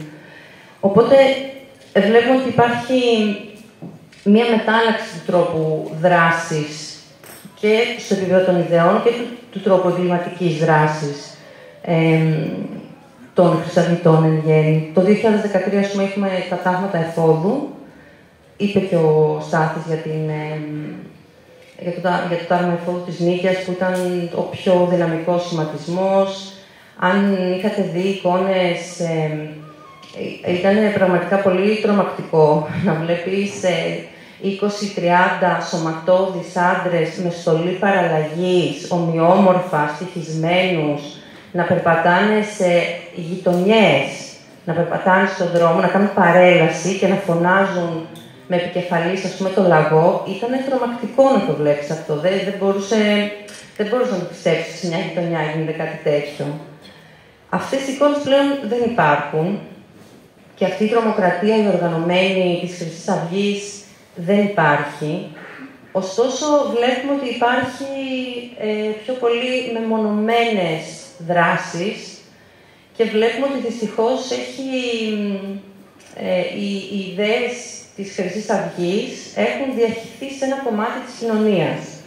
Και αυτό είναι που λέμε ότι όταν μιλάμε για εκφασισμό της κοινωνίας, για αυτό μιλάμε. Ας πούμε, το ότι κάποιες ζωές αξίζουν λιγότερο από κάποιες άλλες ή ότι δεν αξίζουν να βιωθούν αυτές οι ζωές. Ενώ το 2013, ας πούμε, ο κίνδυνος ερχόταν από ένα οργανωμένο τάγμα, σήμερα ο κίνδυνος μπορεί να έρθει από το διπλανό μας, από κάποιον που δεν το υποψιάζεσαι. Αναφέρθηκε πριν ο Δήμος στη δολοφονία του Αντώνη Καριώτη στο λιμάνι του Πειραιά, το Σεπτέμβριο, το οποίο δηλαδή βγήκε μετά οι επικοινωνίες που είχε ο ναυτικός αυτός και είπε ότι εντάξει, νόμιζα ότι ήταν ένας Πακιστανός και δεν είχε εισιτήριο, λέει, και αυτό τον έσβρωξα. Η απόλυτη ομολογία ότι κάποιες ζωές δεν μετράνε και σε αυτόν τον άνθρωπο έχει περαστεί και είναι βίωμά του και δεν του φαίνεται καθόλου περίεργο. Αυτό σημαίνει ότι το πρόβλημα μας αφορά όλους και η λύση του προβλήματος, το τι κάνουμε απέναντι στον εκφασισμό και πώς αντιστεκόμαστε απέναντι στον διπλανό μας, ο οποίος μπορεί να... Δεν ξέρω, μπορεί να έρθει να μας δολοφονήσει, ας πούμε, χωρίς κανένα λόγο. Η λύση θεωρώ ότι είναι η συλλογική δράση. Όπως ένα από τα εγχειρήματα εδώ πέρα, όπως και η συνέλευση εδώ επί τα πρόσωπα, ο αυτοδιαχειριζόμενος χώρος, ο οποίος μας κάλεσε και τον ευχαριστούμε πάρα πολύ για την πρόσκληση. Η συλλογική δράση, ενωτικά και όχι αντιπαραθετικά, να προσπαθούμε να βρίσκουμε τα σημεία που μας ενώνουν και όχι αυτά που μας χωρίζουν, που πάντα θα υπάρχουν σε όλες τις συλλογικότητες, και να προασπίσουμε και να προπαγανδίσουμε τις δικές μας ιδέες και τις αξίες της αλληλεγγύης, της ελευθερίας, για την επίτευξη ενός κοινού στόχου, ο οποίος μπορεί να είναι από το πιο μικρό, ας πούμε, το να οργανώσουμε μια εκδήλωση, μέχρι το να εξαλείψουμε, ας πούμε, την εκμετάλλευση του ανθρώπου από τον άνθρωπο. Και θεωρώ ότι ο τρόπος που δράσαμε σαν συνήγοροι πολιτικής αγωγής στον πρώτο βαθμό ήταν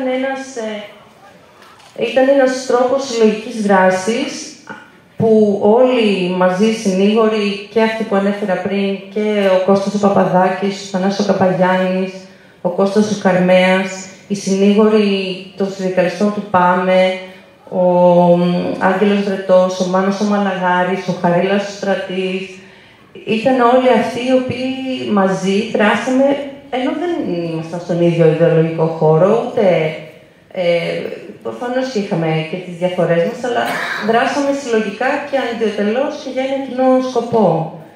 Και πιστεύω ότι ο Σύλλογος Πολιτισμού Παύλου Σκυλαπή Φύσας είναι ένα παράδειγμα συλλογικής δράσης που προτάσει αυτά που μας ενώνουν και όχι αυτά που μας χωρίζουν. Κλείνοντας, για να μην σας κουράσω άλλο, ήθελα να πω ότι το δικαστήριο γίνεται σε δεύτερο βαθμό. Όπως κάθε κατηγορούμενος έχει το δικαίωμα να κάνει έφεση και να δικαστεί η υπόθεσή του ξανά από την αρχή, από ένα άλλο δικαστήριο, από άλλους δικαστές, έτσι και οι χρυσαυγίτες έχουν αυτό το δικαίωμα και αυτό γίνεται τώρα. Υπάρχει δηλαδή η δίκη από την αρχή, εξετάζονται όλοι οι μάρτυρες, το δικαστήριο θα δει όλα τα αναγνωστέα έγγραφα, απολογίες, μάρτυρες περάσεις, αγορεύσεις, θα είναι ξανά από την αρχή το δικαστήριο. Αλλά δεν ξεκινάμε από το μηδέν, γιατί έχουμε μία πρωτόδικη απόφαση, η οποία θεμελιώνει και δένει, ας πούμε, την υπόθεση και σίγουρα κάθε δευτεροβάθμιο δικαστήριο λαμβάνει υπόψη του και την πρωτοβάθμια απόφαση. Ωστόσο, αυτό δεν σημαίνει ότι δεσμεύεται από αυτήν την απόφαση. Θεωρητικά, δηλαδή, μπορεί να αποφασίσει ό,τι θέλει κυριαρχικά το δευτεροβάθμιο δικαστήριο. Η ενημέρωση για το δικαστήριο και για το σε ποιο στάδιο βρίσκεται, τι γίνεται και όλα αυτά συνεχίζεται να υπάρχει από το Golden Dawn Watch. Και η στήριξη σας είναι σημαντική όχι μόνο απέναντι σε εμάς, αλλά απέναντι και στους μάρτυρες οι οποίοι έρχονται και καταθέτουν ξανά τραυματικά για τους ίδιους γεγονότα, μετά από 10 χρόνια, με μία υπεράσπιση η οποία βασανίζει, δηλαδή κάνοντας επανειλημμένα ξανά και ξανά την ίδια ερώτηση με άλλο τρόπο, προσπαθεί να κοροϊδέψει τους μάρτυρες, προσπαθεί να τους μειώσει, προσπαθεί να τους βγάλει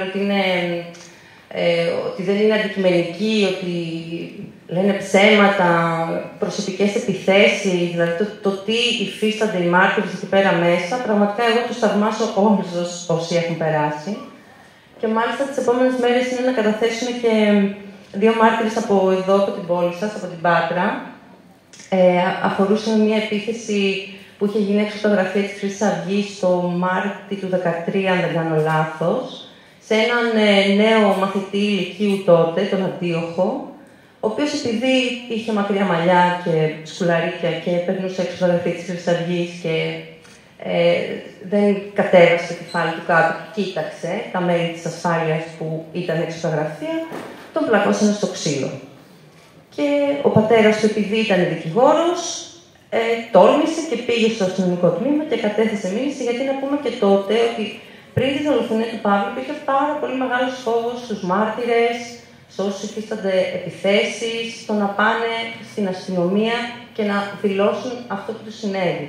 Και αυτό βέβαια έχει να κάνει με τη σχέση της αστυνομίας με τη Χρυσή Αυγή, όπως έχει αναδειχθεί σε όλες τις υποθέσεις στο δικαστήριο και στην υπόθεση του Παύλου και ο ρόλος της και το πόσο φιλικά αισθάνονται αυτοί οι δύο χώροι.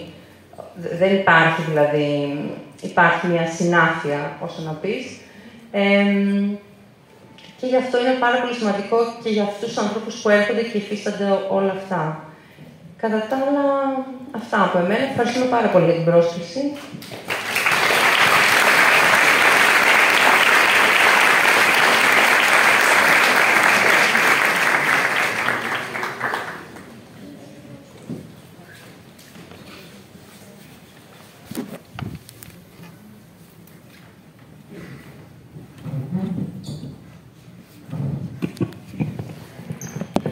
Καλησπέρα και από μένα και ευχαριστώ πολύ για την πρόσκληση.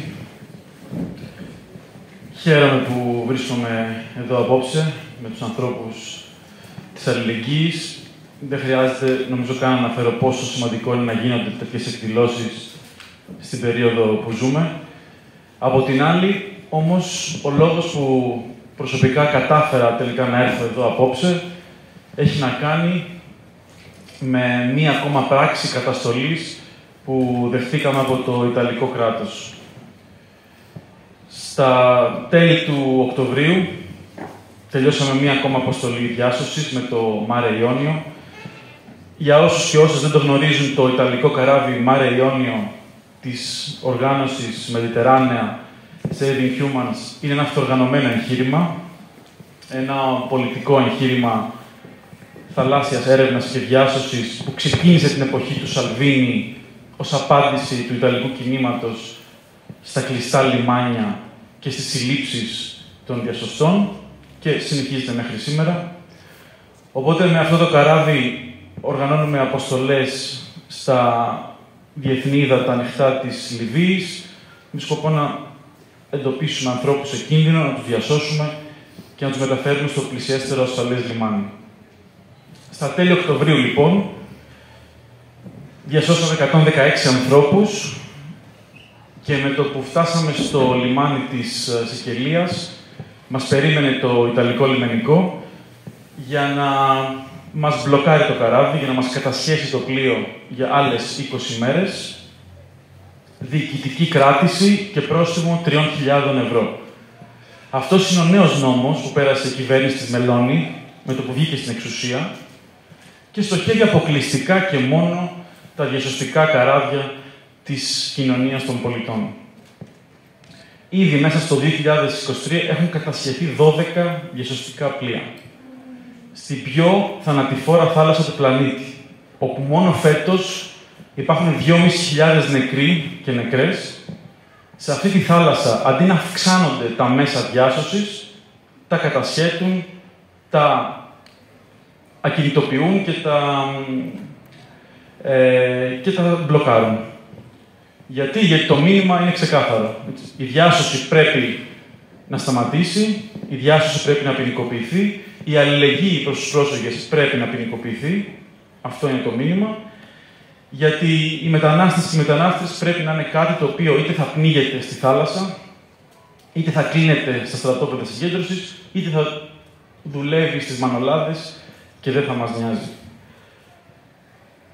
Τα τελευταία 8 χρόνια έχουν χαθεί πάνω από 28.000 άνθρωποι στην Μεσόγειο θάλασσα. 28.000. Όχι λόγω κάποιου ατυχήματος ή κάποιας φυσικής καταστροφής ή κάποιας κακιάς στιγμής ή κακιά στιγμή που ακούμε για τα τέμπη, αλλά λόγω μιας συνειδητότατης πολιτικής επιλογής των ευρωπαϊκών κρατών να μην διασώζουν τους πρόσφυγες. Είναι κοινή αυτή η πολιτική. Είναι η πολιτική της μη διάσωσης, έτσι λέγεται, non-assistance policy, η οποία δεν εφαρμόζεται μόνο στη θάλασσα, αλλά και στην ξηρά. Το βλέπουμε συχνά με τους πρόσφυγες που εγκλωβίζονται στις νησίδες του Εύρου και παραμένουν εκεί αβοήθητοι για μέρες. Άρα, λοιπόν, τα ευρωπαϊκά κράτη πραγματικά χρησιμοποιούν τον θάνατο ως μέσο αποτροπής. Δεν τους διασώζουν για να τους αποθαρρύνουν από το να έρχονται. Και αυτός ακριβώς είναι και ο λόγος που η διάσωση σήμερα έχει καταστεί πολιτική πράξη. Το να διασώζεις πρόσφυγες είναι πολιτική πράξη, εφόσον η κρατική πολιτική είναι να τους αφήνουν να πνίγονται. Δηλαδή, η διάσωση αποτελεί εμπόδιο στην κρατική θανατοπολιτική και γι' αυτό ακριβώς το λόγο έχουμε τόσα καράβια κατασκευμένα, τόσες διώξεις, δικαστήρια. Και το λένε και οι ίδιοι, έτσι. Το λένε και οι ίδιοι. Λένε ότι τα καράβια είναι το pull factor της μετανάστευσης. Είναι ο παράγοντας έλξης. Το λένε στα επίσημα έγγραφά τους. Ότι άμα τους διασώζεις, τους ελκύεις από τον να έρθουν, τους παρακινείς να έρθουν στην Ευρώπη. Το οποίο τι σημαίνει, αν το αντιστρέψουμε, ότι αν δεν τους διασώζεις, τους αποθαρρύνεις από το να έρθουν στην Ευρώπη. Άρα, στην κυριολεξία, δεν είναι κάποιο θεωρητικό σχήμα αυτό που λέω, στην κυριολεξία χρησιμοποιούν τον θάνατο ως μέσο αποτροπής. Η πολιτική αυτή, η πολιτική της μη διάσωσης, πάει πακέτο με την πολιτική των pushback. Γιατί από το 2017 η Ευρωπαϊκή Ένωση έχει αποσύρει όλα τα καράβια από την Μεσόγειο, από την πιο θανατηφόρα θάλασσα του πλανήτη. Η Frontex δηλαδή έχει αποσύρει όλα τα πλοία και έχει αφήσει μόνο αεροπλάνα. Γιατί αεροπλάνα? Γιατί τα αεροπλάνα δεν μπορούν να διασώζουν. Τα αεροπλάνα μπορούν μόνο να εντοπίζουν. Και στο ναυάγιο της Πύλου, αεροπλάνο της Frontex εντόπισε το αλλιευτικό σκάφος πρώτο. Αλλά πλοίο δεν υπήρχε εκεί, κοντά να βοηθήσει. Γιατί το καράβι θα ήταν υποχρεωμένο να πάει να κάνει διάσωση. Ενώ το αεροπλάνο όχι. Εμείς σε κάθε μας αποστολή στη θάλασσα, η μόνη κρατική παρουσία είναι ένα drone της Frontex, το οποίο πετάει συνεχώς πάνω από το κεφάλι μας ακολουθεί παντού, όπου πάμε, έτσι ώστε, αν είμαστε κοντά σε βάρκες με πρόσφυγες, να προλάβουν να στείλουν τις δεταγμένες στο Λιβικό λιμενικό για να έρθουν πριν από εμάς και να τους επαναπροωθήσουν στη Λιβύη.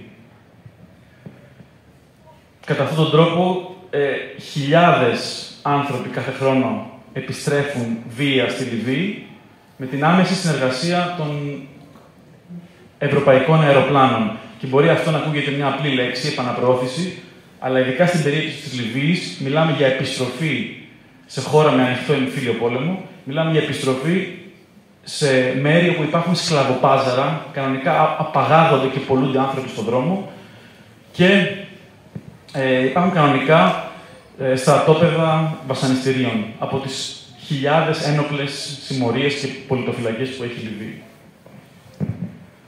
Άρα λοιπόν αυτή είναι η γραμμή για τους ανθρώπους που θαλασσοπνίγονται. Είτε δεν θα τους διασώζουν, είτε θα τους επιστρέφουν στις χώρες αναχώρησης. Είχαμε περιστατικά όπου άνθρωποι πέθαναν ακόμα και από τη δίψα, περιμένοντας για μέρες αβοήθητοι στη μέση της θάλασσας, μέσα σε ευρωπαϊκές ζώνες διάσωσης. Το πιο γνωστό περιστατικό είναι η υπόθεση της μικρής Λουζίν, το 4χρονο κορίτσι από τη Συρία, η οποία πέθανε από τη δίψα πέρσι το Σεπτέμβρη του 2022, επειδή οι ελληνικές αρχές αρνήθηκαν να τους διασώσουν όταν το σκάφος τους ζήτησε βοήθεια στα νότια της Κρήτης. Το κορίτσι πέθανε τελικά στην αγκαλιά της μάνας της, πέθανε μέσα σε μια προσφυγική βάρκα. Τα τελευταία της λόγια ήταν «Μαμά διψάω» και ο τάφος της είναι στα Χανιά. Θαύτηκε στα Χανιά. Και το λέω γιατί μας έχουν πρίξει τον τελευταίο ένα χρόνο πού είναι η Μαρία του Εύρου και πού είναι η Μαρία του Εύρου. Όλοι αυτοί θέλουν να δουν και πτώματα για να ικανοποιηθούν. Είναι σαν τους βρικόλακες. Λοιπόν, η μικρή Λουζίν είναι θαμμένη στα Χανιά. Όποιος από αυτούς θέλει μπορεί να πάει και να τη δει. Αν το ναυάγιο της Πύλου ήταν το αποκορύφωμα της πρακτικής των pushback, για το οποίο θα αναφερθώ λίγο αργότερα, θεωρώ ότι η δολοφονία του Αντώνη Καριώτη στο λιμάνι του Πειραιά ήταν το αποκορύφωμα της λογικής, της ιδεολογίας των pushback. Της αντίληψης ότι αν είσαι ξένος, διαφορετικός, φτωχός, οτιδήποτε, που δεν εμπίπτει στα κυρίαρχα πλαίσια, τότε αυτομάτως τίθεσαι εκτός κοινωνικού συνόλου και κάθε σου δικαίωμα μπορεί να τεθεί ανά πάσα στιγμή ένα αμφιβόλο. Η ζωή σου δεν μετράει το ίδιο όσο των υπολείπων. Γιατί, όπως είπε και η Χρύσα, ο ίδιος ο ύπαρχος είπε ότι τον έριξα στη θάλασσα και τον παράτησα εκεί επειδή τον πέρασα για Πακιστανό. Δηλαδή, αυτό που νομίζω πολλές από εμάς σκεφτήκαμε το πρώτο βράδυ, αλλά δεν τολμήσαμε να το πούμε δημόσια, μη φανούμε υπερβολικοί.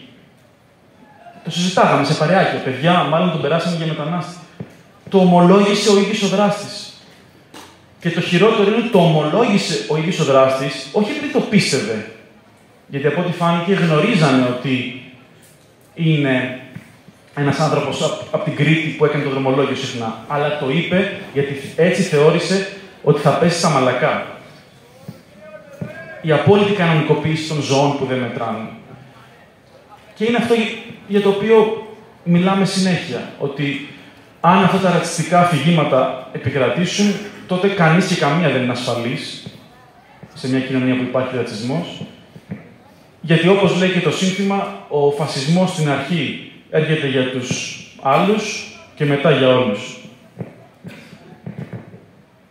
Το ίδιο ακριβώς πράγμα είδαμε και στις μεγάλες πλημμύρες στη Θεσσαλία. Είδαμε δηλαδή ανθρώπους να χάνουν τα πάντα σε λίγες ώρες και να δραπετεύουν με βάρκες για να σώσουν τη ζωή τους. Χωρίς να σχετικοποιώ το προσφυγικό βίωμα, χιλιάδες άνθρωποι στη Θεσσαλία βίωσαν τον τρόμο του επικείμενου πνιγμού, εγκαταλελειμμένοι από κάθε κρατική βοήθεια, βλέποντας το νερό να ανεβαίνει στα μπαλκόνια των σπιτιών τους. Είδαμε κρατικές αποφάσεις για μεταφορά των άστεγων πλημμυροπαθών σε κάμπ προσφύγων στο Κουτσόκερο της Λάρισσας, τους πήγαν εκεί και οι ντόπιοι ρατσιστές να πανηγυρίζουν κιόλας. Ότι μπήκανε μέσα οι Έλληνες και φύγανε οι ξένοι. Απίστευτα πράγματα. Φωνάζανε, ναι, να μπουν οι Έλληνες στα κάμπ και να φύγουν οι μουσουλμάνοι. Δηλαδή, είναι τραγελαφικό ότι αυτό για το οποίο φωνάζουμε τόσο καιρό, ότι η διαβίωση στα κάμπ είναι μια απάνθρωπη τιμωρητική συνθήκη που δεν πρέπει να βιώνεται από κανέναν, νομιμοποιείται από τους ίδιους ακριβώς τους ανθρώπους που υποτίθεται έτσι, είναι ενάντια σε αυτό, από μια ακροδεξιά πλευρά. Δεν τους περνάει καν από το μυαλό ότι όταν φωνάζαμε τόσο καιρό για αξιοπρεπή στέγαση για όλους και όλες, για μίσθωση ξενοδοχείων για τους πρόσφυγες, για τα οποία υπήρχαν τα κονδύλια, αυτό θα δημιουργούσε ένα θετικό προηγούμενο για όλη την κοινωνία. Ενώ αν συμβεί το αντίθετο, που συνέβη το αντίθετο, αν εδραιωθεί το κάμπ ως παράδειγμα διαχείρισης για την προσφυγιά, αν εδραιωθεί το κάμπ ως κανονικότητα για τους πολύ φτωχούς, γιατί είναι ταξικό το ζήτημα, τότε αυτό μοιραία κάποια στιγμή θα αγκαλιάσει και τους ντόπιους. Και τους αγκάλιασε. Και το είδαμε και με το μαυραγορείτικο κάλεσμα του Δήμου Νέστορος Πύλου στη Μεσσηνία, που καλούσε τους πλημμυροπαθείς της Θεσσαλίας να πάνε στη Μεσσηνία και να δουλέψουν στα χωράφια, να δουλέψουν ως εργάτες γης. Έτσι, επίσημο κάλεσμα, το οποίο έγραφε με υπογραφή του Δήμου Πύλου, Δήμος Νέστορος Πύλου, ότι ως αντάλλαγμα θα προσφερθεί φαγητό και διαμονή όπου αυτό είναι εφικτό. Όπου είναι εφικτό, όχι παντού, γιατί ο σκοπός εδώ είναι η απόλυτη εκμετάλλευση της εξαθλίωσης του άλλου, όπως συμβαίνει και με τους μετανάστες. Άρα λοιπόν, δυστυχώς, έχουμε φτάσει σε ένα σημείο όπου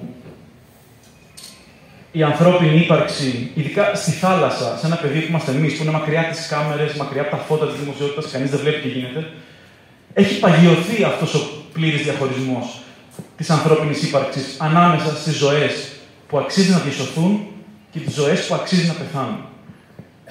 Για να σας δώσω ένα παράδειγμα, όλα αυτά τα χρόνια στη Μεσόγειο, το μόνο ναύτεξ που έχουμε λάβει από τα λιμενικά της περιοχής, ναύτεξ είναι ένα μήνυμα έκτακτων ειδοποιήσεων, που σου λέει το λιμενικό πήγαινε εκεί, γιατί υπάρχει ναυάγιο. Όλα αυτά τα χρόνια, το μόνο ναύτεξ που έχουμε λάβει έλεγε «Βάρκα σε κίνδυνο, πηγαίνετε» και είχε σε παρένθεση US citizens, ότι είναι Αμερικάνοι πολίτες που κινδύνευαν και έδινε το πράσινο φως στα καράβια να πάνε να τους σώσουν. Γιατί αλλιώς, αν σώζανε μετανάστες, πολύ πιθανό να βρίσκανε τα λιμάνια κλειστά της Ιταλίας. Και αυτός είναι ο λόγος που έχουμε 28.000 νεκρούς στη Μεσόγειο. Γιατί τα πλοία περνάνε από δίπλα, τους βλέπουν να πνίγονται και τους αγνοούν. Τους αγνοούν. Εμείς παρακαλάμε στον ασύρματο, τάνκερ. Είστε δίπλα σε βάρκα με πρόσφυγες, πρέπει να τους σώσετε. Τους παρακαλάμε στο VHF, στο 16 το κανάλι, και μας αγνοούν και φεύγουν. Γιατί ξέρουν ότι άμα τους διασώσουν, μπορεί να βρεθούν μπλεγμένοι, μπορεί να μην βρουν λιμάνι, μπορεί να τους κατασχέσουν. Και ποιος αποκλειστής θέλει το πλοίο του να είναι μπλοκαρισμένο 20 μέρες. 20 μέρες σημαίνει εκατοντάδες χιλιάδες ευρώ απώλειες. Βέβαια, έχουμε κυνηγήσει κάποιους από αυτούς. Είδαμε στο ραντάρ που πήγε το πλοίο, στο Marine Traffic, και με το που έφτασε σε λιμάνι της Γένοβα, ειδοποίησαμε τον εισαγγελέα ότι αυτό το πλοίο εγκατέλειψε ανθρώπους στη θάλασσα. Οπότε, γενικά, ένας διαρκής αγώνας, όχι μόνο να διασώζεις, αλλά με κάθε μέσο, ακόμα και νομικό, να αντισταθούμε σε αυτή την παγίωση, έτσι, ότι αν είσαι μετανάστη, θα πεθαίνεις, θα σε αφήνω βοήθο στη θάλασσα και θα φεύγουν. Αν τώρα μπείτε στο site του Ελληνικού Λιμενικού, στις ανακοινώσεις, θα δείτε να λέει «Επιχείρηση έρευνας και διάσωσης αλλοδαπών στη Λέσβο». Επιχείρηση έρευνας και διάσωσης αλλοδαπών στα Κύθυρα. Έτσι γράφουν. Τι θα πει διάσωση αλλοδαπών? Από πότε η ανθρώπινη ζωή στη θάλασσα χωρίζεται σε αλλοδαπούς και ημεδαπούς? Αυτό δεν είναι μια απλή παρατυπία. Αυτό είναι διαγραφή του διεθνούς δικαίου σε μια γραμμή. Γιατί είναι απόλυτα ξεκάθαρο από 3 διεθνείς συμβάσεις, την UNCLOS, τη SOLAS και τη SAR, ότι στη θάλασσα δεν έχει καμία σημασία τι είναι ο άνθρωπος που κινδυνεύει. Δεν έχει καμία σημασία αν είναι άντρας, γυναίκα ή οποιοδήποτε φύλο. Δεν έχει σημασία αν είναι Έλληνας, Τούρκος ή Πακιστανός. Δεν έχει σημασία από πού έρχεται, άμα θέλει άσυλο ή δεν θέλει άσυλο, αν η Τουρκία είναι ασφαλής χώρα. Όλα αυτά που ακούμε δεν έχουν καμία σημασία στη θάλασσα. Στη θάλασσα είναι μόνο ναυαγοί, persons in distress, και πρέπει να διασωθούν χωρίς καμία καθυστέρηση. Άρα λοιπόν η έννοια του ναυαγού αποκαθιλώνει το δίπολο μετανάστη πρόσφυγα, και γι' αυτό έχουν βαλθεί όλα τα ευρωπαϊκά κράτη να αφαιρέσουν το στάτους του ναυαγού από τους μετανάστες. Είναι μια σκόπιμη ενέργεια το διάσωση αλλοδαπών, είναι μια αθλιότητα, γιατί στη θάλασσα δεν υπάρχει αλλοδαπός εκείνη τη στιγμή. Στη θάλασσα, ό,τι και να είναι ο άλλος, τον διασώζεις, και αφού διασωθεί και πάει στην ξηρά συζητάμε ποιος είναι και τι θέλει. Όχι ενώ κινδυνεύει. Καμία άλλη ιδιότητα δεν έχει σημασία. Και serial killer να είναι, και τη μάνα τον έχει σκοτώσει, στη θάλασσα είναι μόνο ναυαγός. Τον πιάνεις, τον φέρνεις στην ακτή, και στην ακτή συζητάμε ποιος είναι και τι θέλει. Και το κίνημα εδώ πέφτει στην παγίδα, το δικό μας κίνημα, να λέει ότι ναι, αλλά η Τουρκία τους εργαλειοποιεί, τους θέλει. Δεν μας νοιάζει από πού έρχονται. Και από τον Άρη να έρχονται στη θάλασσα είναι ναυαγοί. Δεν μας ενδιαφέρει πώς βρέθηκαν εκεί. Δεν μας ενδιαφέρει. Δεν λέω κάτι radical, έτσι. Λέω ότι λέει το διεθνές δίκαιο. Έτσι. Δεν είναι κάτι radical αυτό. Και αφού διασωθούν, τους φέρνουμε στην ακτή και συζητάμε. Αυτό είναι η κόκκινη γραμμή. Θα πρέπει να είναι ένα βασικό κεκτημένο του κινήματος. Η διάσωση κάθε ανθρώπου σε κίνδυνο, χωρίς αστερίσκους και χωρίς καμία άλλη κουβέντα, ενώ είναι στο νερό.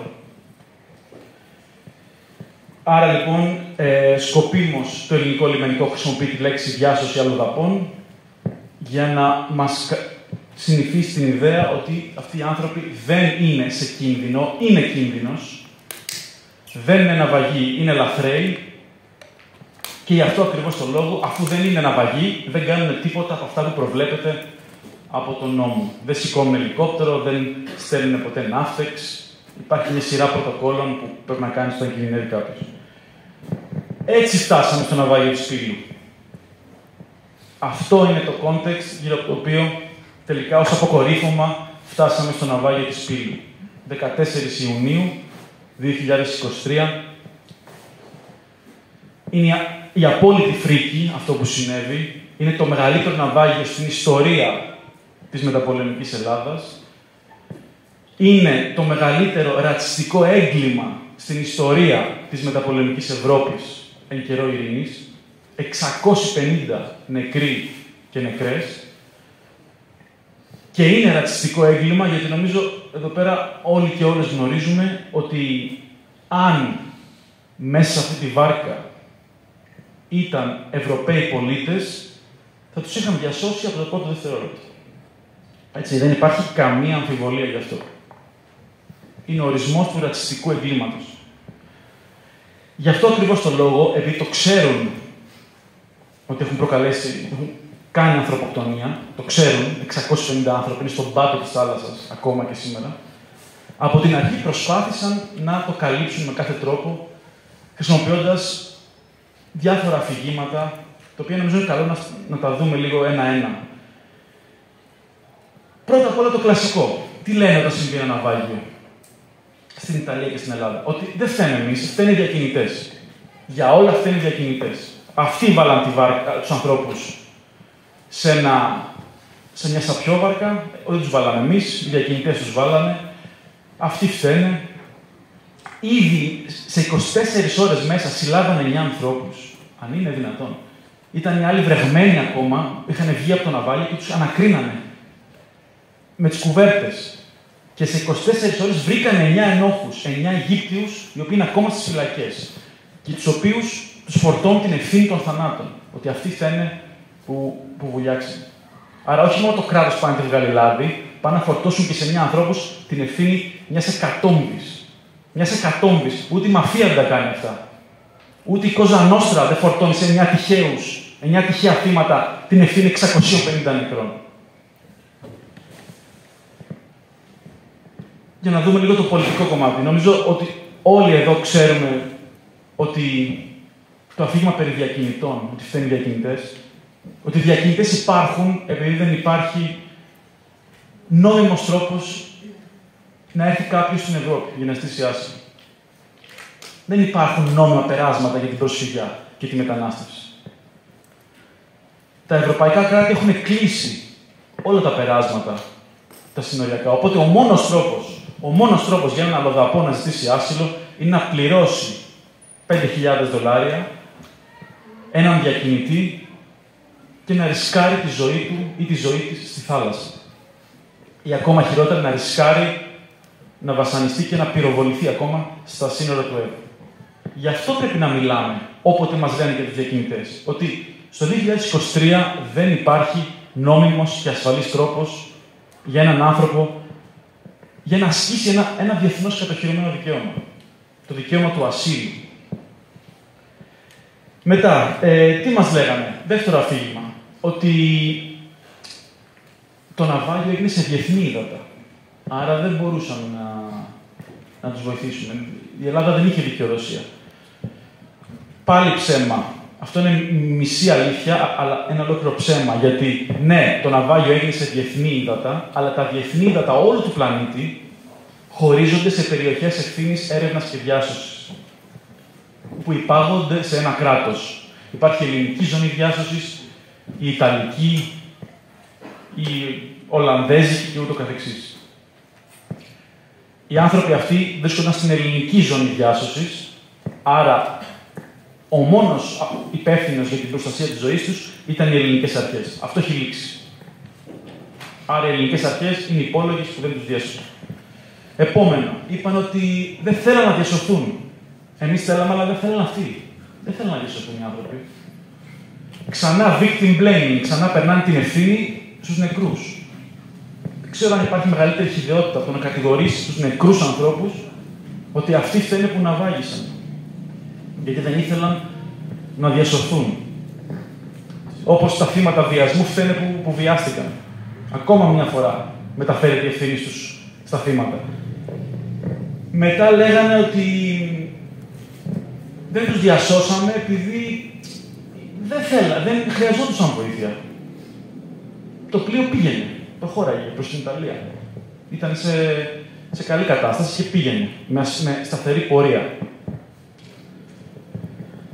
Ακόμα και να ήταν αλήθεια αυτό, ακόμα και αν το αλλιευτικό πήγαινε με σταθερή πορεία και ταχύτητα προς την Ιταλία, δεν έχει καμία σημασία. Καμία απολύτως. Γιατί το 99% των προσφυγικών βαρκών είναι βάρκες σε κίνδυνο. Boats in distress. Γιατί κίνδυνος δεν είναι μόνο όταν βουλιάζει. Εμείς δεν διασώζουμε ανθρώπους μόνο όταν βουλιάζει η βάρκα. Δεν θα είχαμε προλάβει κανένα ζωντανό, αν περιμέναμε να βουλιάξει και μετά πηγαίναμε να το διασώσουμε. Θα βρίσκαμε μόνο πτώματα. Στην ναυτιλία, κίνδυνος είναι όταν έχεις σκάφη τρομερά υπερφορτωμένα, πολλές φορές πάνω από το όριο ασφαλείας, όταν έχεις λέμβους μη αξιόπλοες, όταν κανείς δεν φοράει ισοσίδιο, όταν δεν υπάρχουν σωστικά μέσα, όταν δεν υπάρχουν μέσα πλοήγησης και επικοινωνίας, όλα αυτά μαζί συνιστούν κατάσταση κινδύνου. Άρα, η μόνη ενέργεια που οφείλει να κάνει το λιμενικό είναι διάσωση. Τίποτα άλλο. Ανεξάρτητα από τη βούληση των επιβαινόντων. Πραγματικά, τι άλλο θα ακούσουμε? Ότι δεν θέλαν τα θύματα να διασωθούν και δεν τους διασώσαμε. Λες και ρωτάς ποτέ όταν υπάρχει κίνδυνος για να διασώσεις κάποιον. Μετά, ακούσαμε ότι ήταν τόσο υπερφορτωμένο που δεν μπορούσαμε να προσεγγίσουμε. Αν προσεγγίζαμε, θα τους βυθίζαμε εμείς. Και τελικά αποδείχθηκε ότι όχι μόνο είχαν προσεγγίσει το ελληνικό λιμενικό, όχι μόνο πέταξε ένα σκοινί 3 φορές για να τους δέσει, αλλά όταν τελικά κατάφερε και τους έδεσε, τους ρημουλκούσε και από τη ρημούλκηση αναποδογύρισε η βάρκα και 650 άνθρωποι έχασαν τη ζωή τους στη θάλασσα. Για να το ξεκαθαρίσουμε, η ρημούλκηση δεν έχει καμία διασωστική αξία. Η ρημούλκηση είναι κάτι που παραπέμπει σε επαναπροώθηση. Το ίδιο έγινε και στο Φαρμακονήσι, το Γενάρη του 2014, όπου 11 άνθρωποι έχασαν τη ζωή τους, 8 παιδιά και 3 γυναίκες, επειδή το ελληνικό λιμενικό τους ρημουλκούσε προς την Τουρκία και από τη ρημούλκηση η βάρκα ανατράπηκε και οι άνθρωποι πνίγηκαν. Για μας, τους διασώστες στη Μεσόγειο, το ναυάγιο της Πύλου είναι ιδιαίτερα εξοργιστικό και οδυνηρό και για έναν ακόμα λόγο. Γιατί ξέρουμε ότι αν ήμασταν εμείς εκεί, αντί για το ελληνικό λιμενικό, δεν θα είχε πνιγεί κανείς. Κανείς και καμία.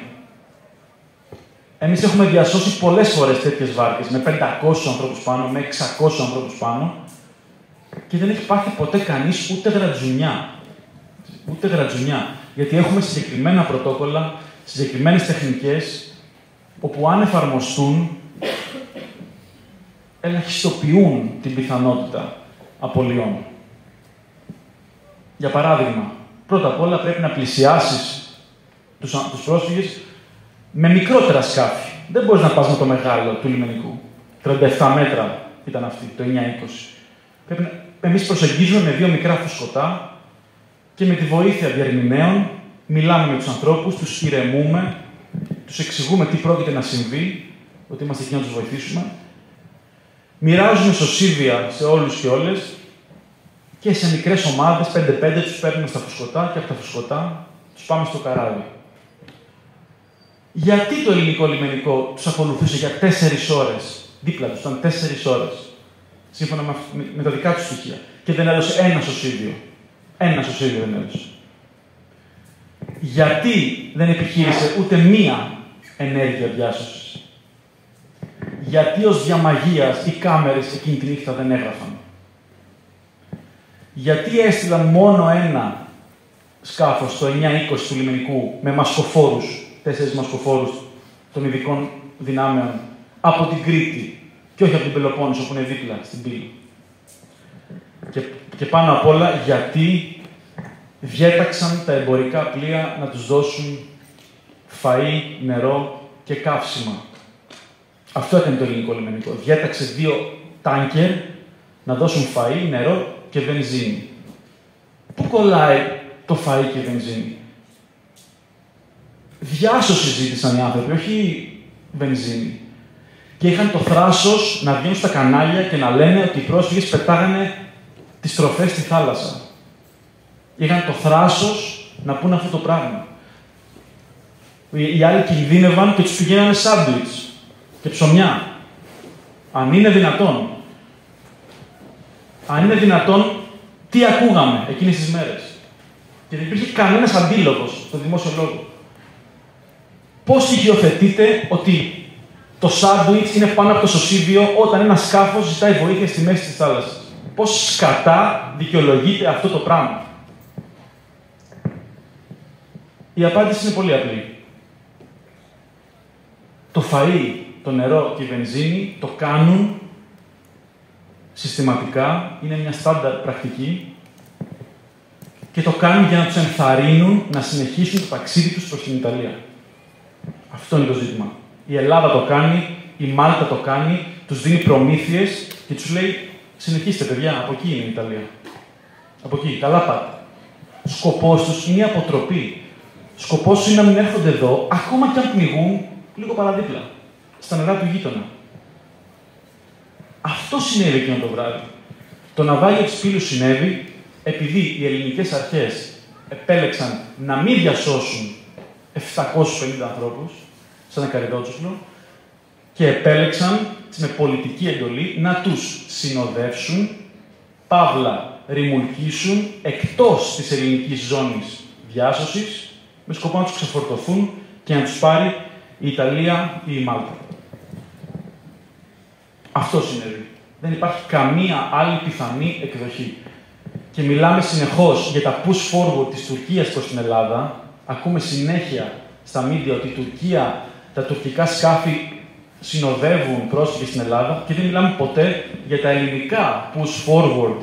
Δεν είναι pushback αυτό, είναι push forward της Ελλάδας προς την Ιταλία, όπως συνέβη στην Πύλο.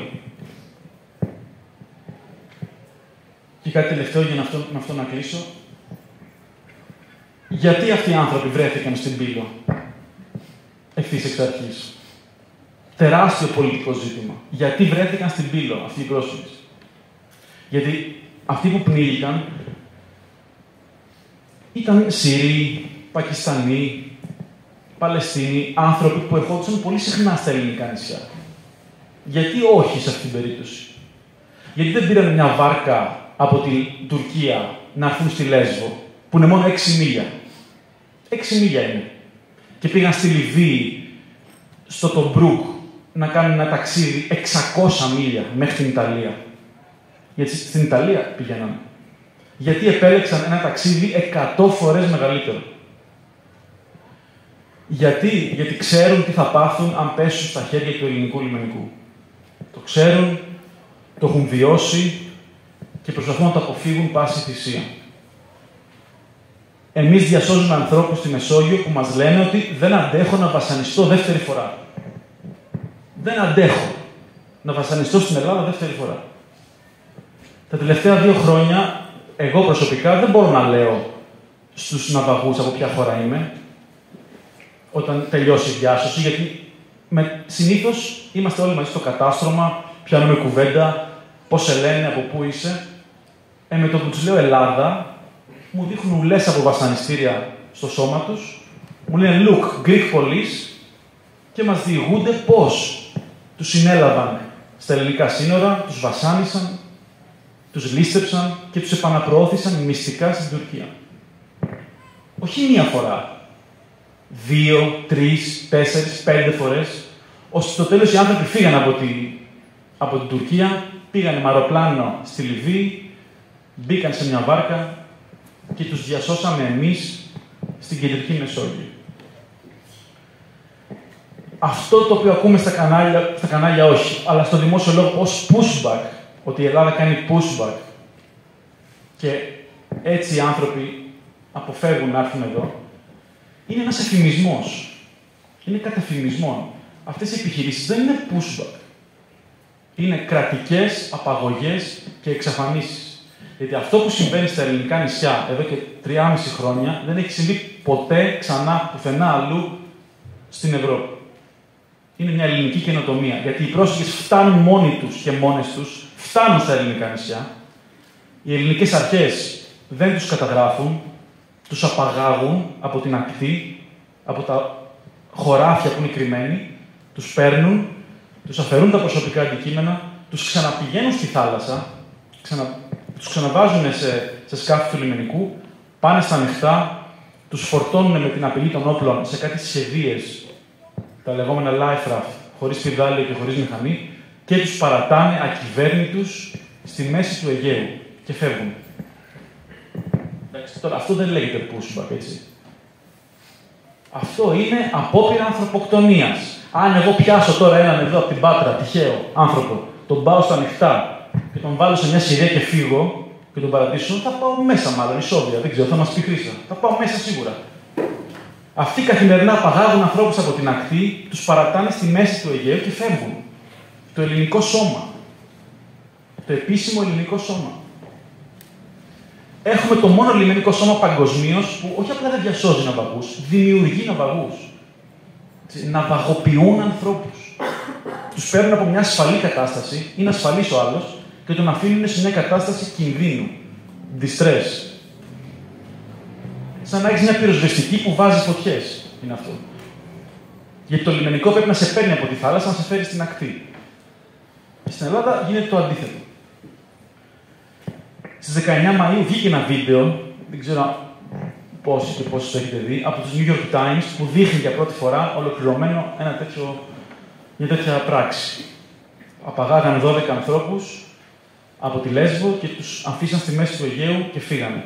Ανάμεσά τους και ένα βρέφος 6 μηνών, με τη μάνα τους.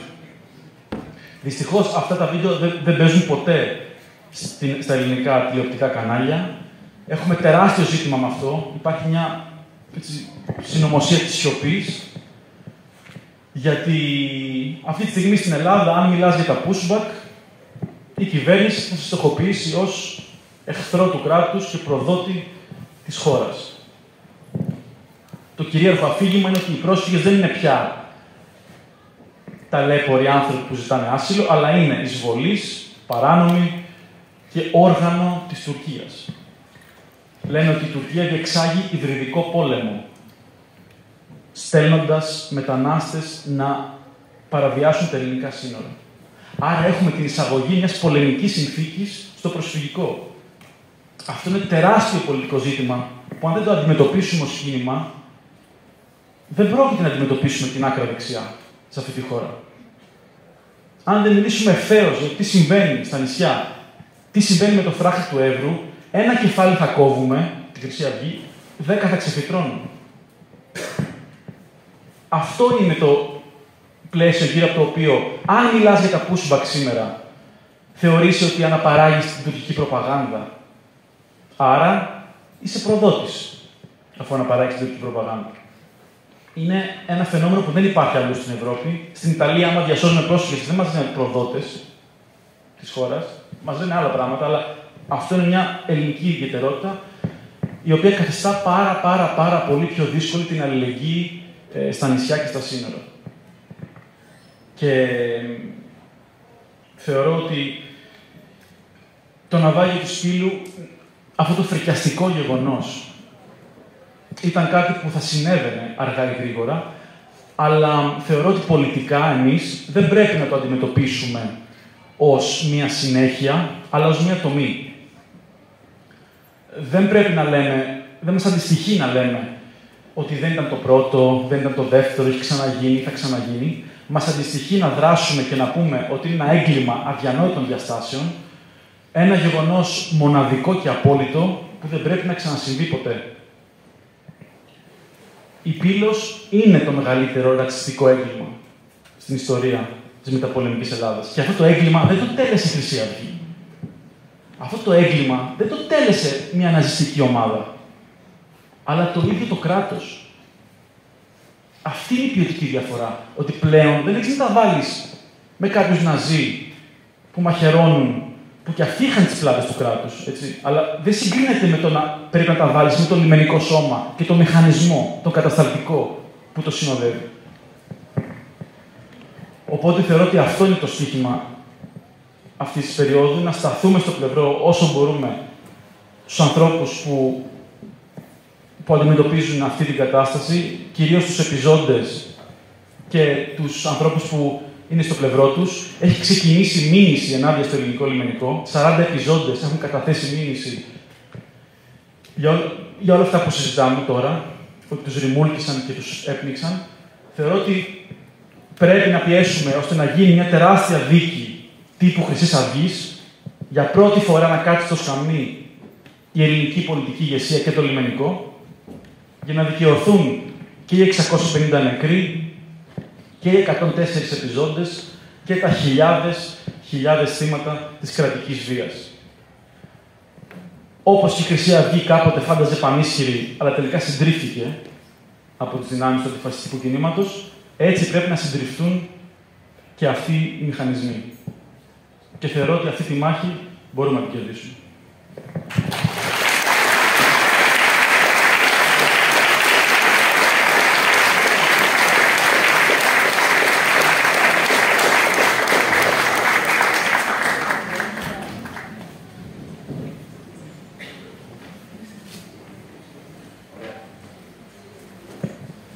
Ευχαριστούμε πάρα πολύ για τις χρήσιμες και ουσιαστικές συνεισφορές και τοποθετήσεις όλων.